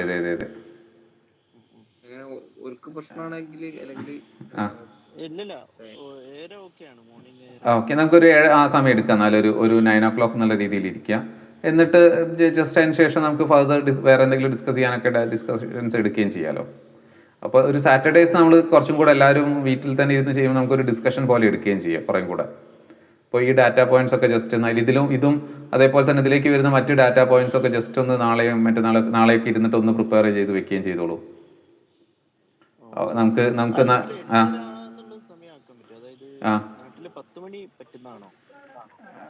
സിനാൻ എന്താ അവസ്ഥ? നാട്ടിലത്തെ ഒരു 10 മണിയിലേക്ക് പിടിച്ചാൽ എന്താ അവസ്ഥ? ഒരു 10 മണി മുതൽ ഒരു 10:30 10:45 വരെ മാത്രം എടുക്കാം നമുക്ക്. ഓക്കെ, എന്നാ അങ്ങനെ ചെയ്യാം. ഒരു 10 മണി മുതൽ ഒരു 10:45 വരെ എടുക്കാം നമുക്ക്. കാരണം എന്താ വെച്ചാൽ ഏർലി മോർണിംഗ് ആവുന്ന സമയത്ത് നമുക്ക് വേറെ ഓരോ കാര്യങ്ങൾ ചെയ്യുമ്പോൾ അതിൻ്റെ ഒരു ഇത് കിട്ടൂലല്ലോ. ഇനി പിന്നീട് ഉണ്ടാകുമ്പോഴും നമുക്കൊരു 10 മണിക്ക് തന്നെ പിടിക്കാം. ഒരു 9:30 10 മണി എന്നുള്ള രീതിയിൽ തന്നെ പിടിക്കാം നമുക്ക് സമയം. ഓക്കെ. ഇനി ആ സമയം എന്തായാലും നിങ്ങൾ ഒരു 9:30 ഒക്കെ കഴിയുമ്പോഴേക്കും റെഡി ആയിക്കോളൂ. അപ്പോൾ ഈവൻ 9:30 കഴിയുമ്പോഴേക്കും എല്ലാവരും റെഡി ആവുകയാണെങ്കിൽ നമുക്ക് ആ സമയത്ത് ഇരിക്കുകയും ചെയ്യാം. ഒരു മെസ്സേജ് ഇട്ടാൽ മതി റെഡി ആയി എന്നുള്ള സമയം വരുന്നു കഴിഞ്ഞാൽ. ഷെഹൽ ജസ്റ്റ് 9:30 ആകുമ്പോൾ റെഡി ആയി കഴിഞ്ഞാൽ ജസ്റ്റ് ഒന്ന് മെസ്സേജ് ഇട്ടാൽ മതി. നമുക്ക് നേരത്തെ സ്റ്റാർട്ട് ചെയ്യാൻ പറ്റുകയാണെങ്കിൽ അങ്ങനെയും ചെയ്യാം, നോ ഇഷ്യൂ. ഓക്കെ. നമുക്ക് ജസ്റ്റ് ഈ അസൈൻമെന്റ്സ് ഒക്കെ ജസ്റ്റ് ഒന്ന് നോക്കൂ കേട്ടോ. എന്നാൽ ബാക്കി നമുക്ക് നാളെ നോക്കാം. ജസ്റ്റ് ചെയ്ത് കഴിഞ്ഞാൽ ജസ്റ്റ് ഗ്രൂപ്പിൽ ഒന്ന് പോസ്റ്റ് ചെയ്താൽ മതി. ശരി എന്നാൽ.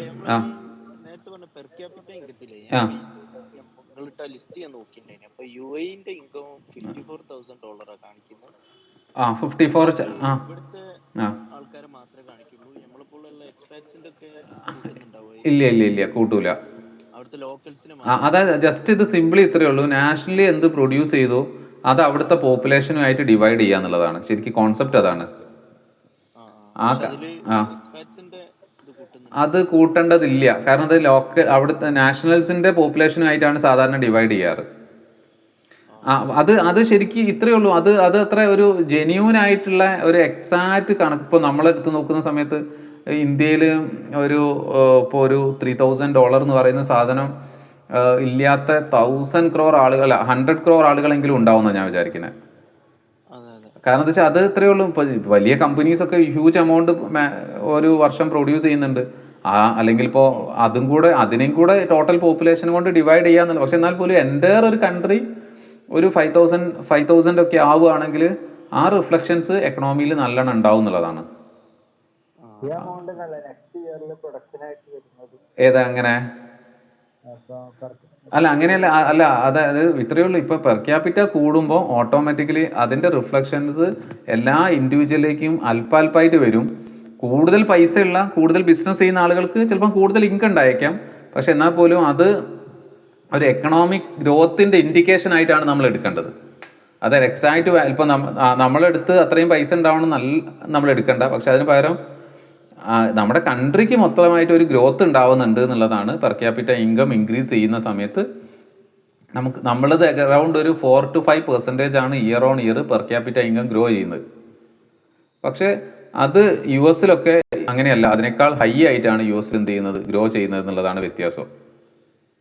അപ്പോൾ നമ്മളത് ഒരു 10%ലേക്കൊക്കെ ആ ഗ്രോത്ത് എത്തിക്കഴിഞ്ഞാൽ ഇയർ ഓൺ ഇയർ ഒരു 10%ലേക്കൊക്കെ പെർ ക്യാപിറ്റ ഇൻകം, അല്ലെങ്കിൽ അടുത്തൊരു 5 ഇയേഴ്സ് കൊണ്ട് നമ്മൾ പെർ ക്യാപിറ്റ ഇൻകം ഹൈ ആയിട്ട് ഗ്രോ ചെയ്താൽ ഓട്ടോമാറ്റിക്കലി അത് സ്റ്റോക്ക് മാർക്കറ്റിലൊക്കെ അത് റിഫ്ലക്റ്റ് ചെയ്യും, നന്നായിട്ട് തന്നെ റിഫ്ലക്റ്റ് ചെയ്യും. ഇപ്പൊ തന്നെ കാരണം എന്താ വെച്ചാൽ ഇനി ഇപ്പോൾ ഓൾറെഡി ഒരാളിന് സാലറി ഒരു 30,000 ഉണ്ട്. ആ 30,000 ചിലപ്പോൾ ഒരു 5,000 ആയിരിക്കും ആള് മാർക്കറ്റിലേക്ക് ഇൻവെസ്റ്റ് ചെയ്യുക, മാർക്കറ്റ് നോളജ് ഉള്ള ഒരാളിനും. പക്ഷെ ആളുടെ ഇൻകം ഒരു 50,000 ആയി കഴിഞ്ഞാൽ ഓട്ടോമാറ്റിക്കലി ഒരു റേഷണൽ ആളാണെങ്കിൽ ആളുടെ ആ ഗ്രോത്തിന്റെ നല്ലൊരു പെർസെൻറ്റേജ് എമൗണ്ട് എന്ത് ചെയ്യാൻ സാധ്യതയുണ്ട്, ആള് ഇൻക്രീസ് ചെയ്യാം. ഇപ്പോൾ ഒരു ജസ്റ്റ് 30,000 ഉള്ള സമയത്ത് 5,000 SIP ചെയ്ത ആള് 50,000 ഒറ്റയടിക്ക് ആവുകയാണെങ്കിൽ ഓട്ടോമാറ്റിക്കലി ഒരു 10,000 അല്ലെങ്കിൽ ഒരു 15,000 എങ്കിലും ആൾ SIP ചെയ്യാനൊരു സാധ്യത ഉണ്ടാവും. അപ്പോൾ ഇനിയുള്ള ചെറിയ ഇൻകത്തിന്റെ വർധനവ് പോലും സ്റ്റോക്ക് മാർക്കറ്റിന് നല്ല പോസിറ്റീവാണ് ശരിക്കും. നമുക്ക് ഇനി നമ്മളുടെ ഈവൻ നമ്മളുടെ പെർ ക്യാപിറ്റ ഇൻകം ഒരു 6,000 ആവണ്ട, പക്ഷെ അതിൽ കുറവായാൽ പോലും അത് നമുക്കൊരു നല്ല ഗ്രോത്ത് ആണ് ഉണ്ടാവുക. നമുക്ക് അതിനെക്കുറിച്ചിട്ടൊക്കെ ഫർദർ ഡിസ്കഷൻസ് എടുക്കാം, അടുത്ത സെഷനിൽ എടുക്കാം. കുറച്ച് അത്തരം പ്രാക്ടിക്കൽ ഡാറ്റാസ് ഒക്കെ ഒന്ന് നോക്കി വെക്കുന്നത് ജസ്റ്റ് നേരത്തെ ഗ്രൂപ്പിലൊന്ന് പോസ്റ്റ് ചെയ്തിട്ടാൽ ഞാനും അതിനെക്കുറിച്ചും കൂടെ ഒന്ന് നോക്കി വെക്കാം. നമുക്ക് അറിയാത്ത സാധനങ്ങളൊക്കെ ഒന്നും കൂടെ റീകോൾ ചെയ്തെടുക്കുകയും ചെയ്യാലോ. ഓ ശരി, നാളെ മീറ്റ് ചെയ്യാം. ഓ ശരി.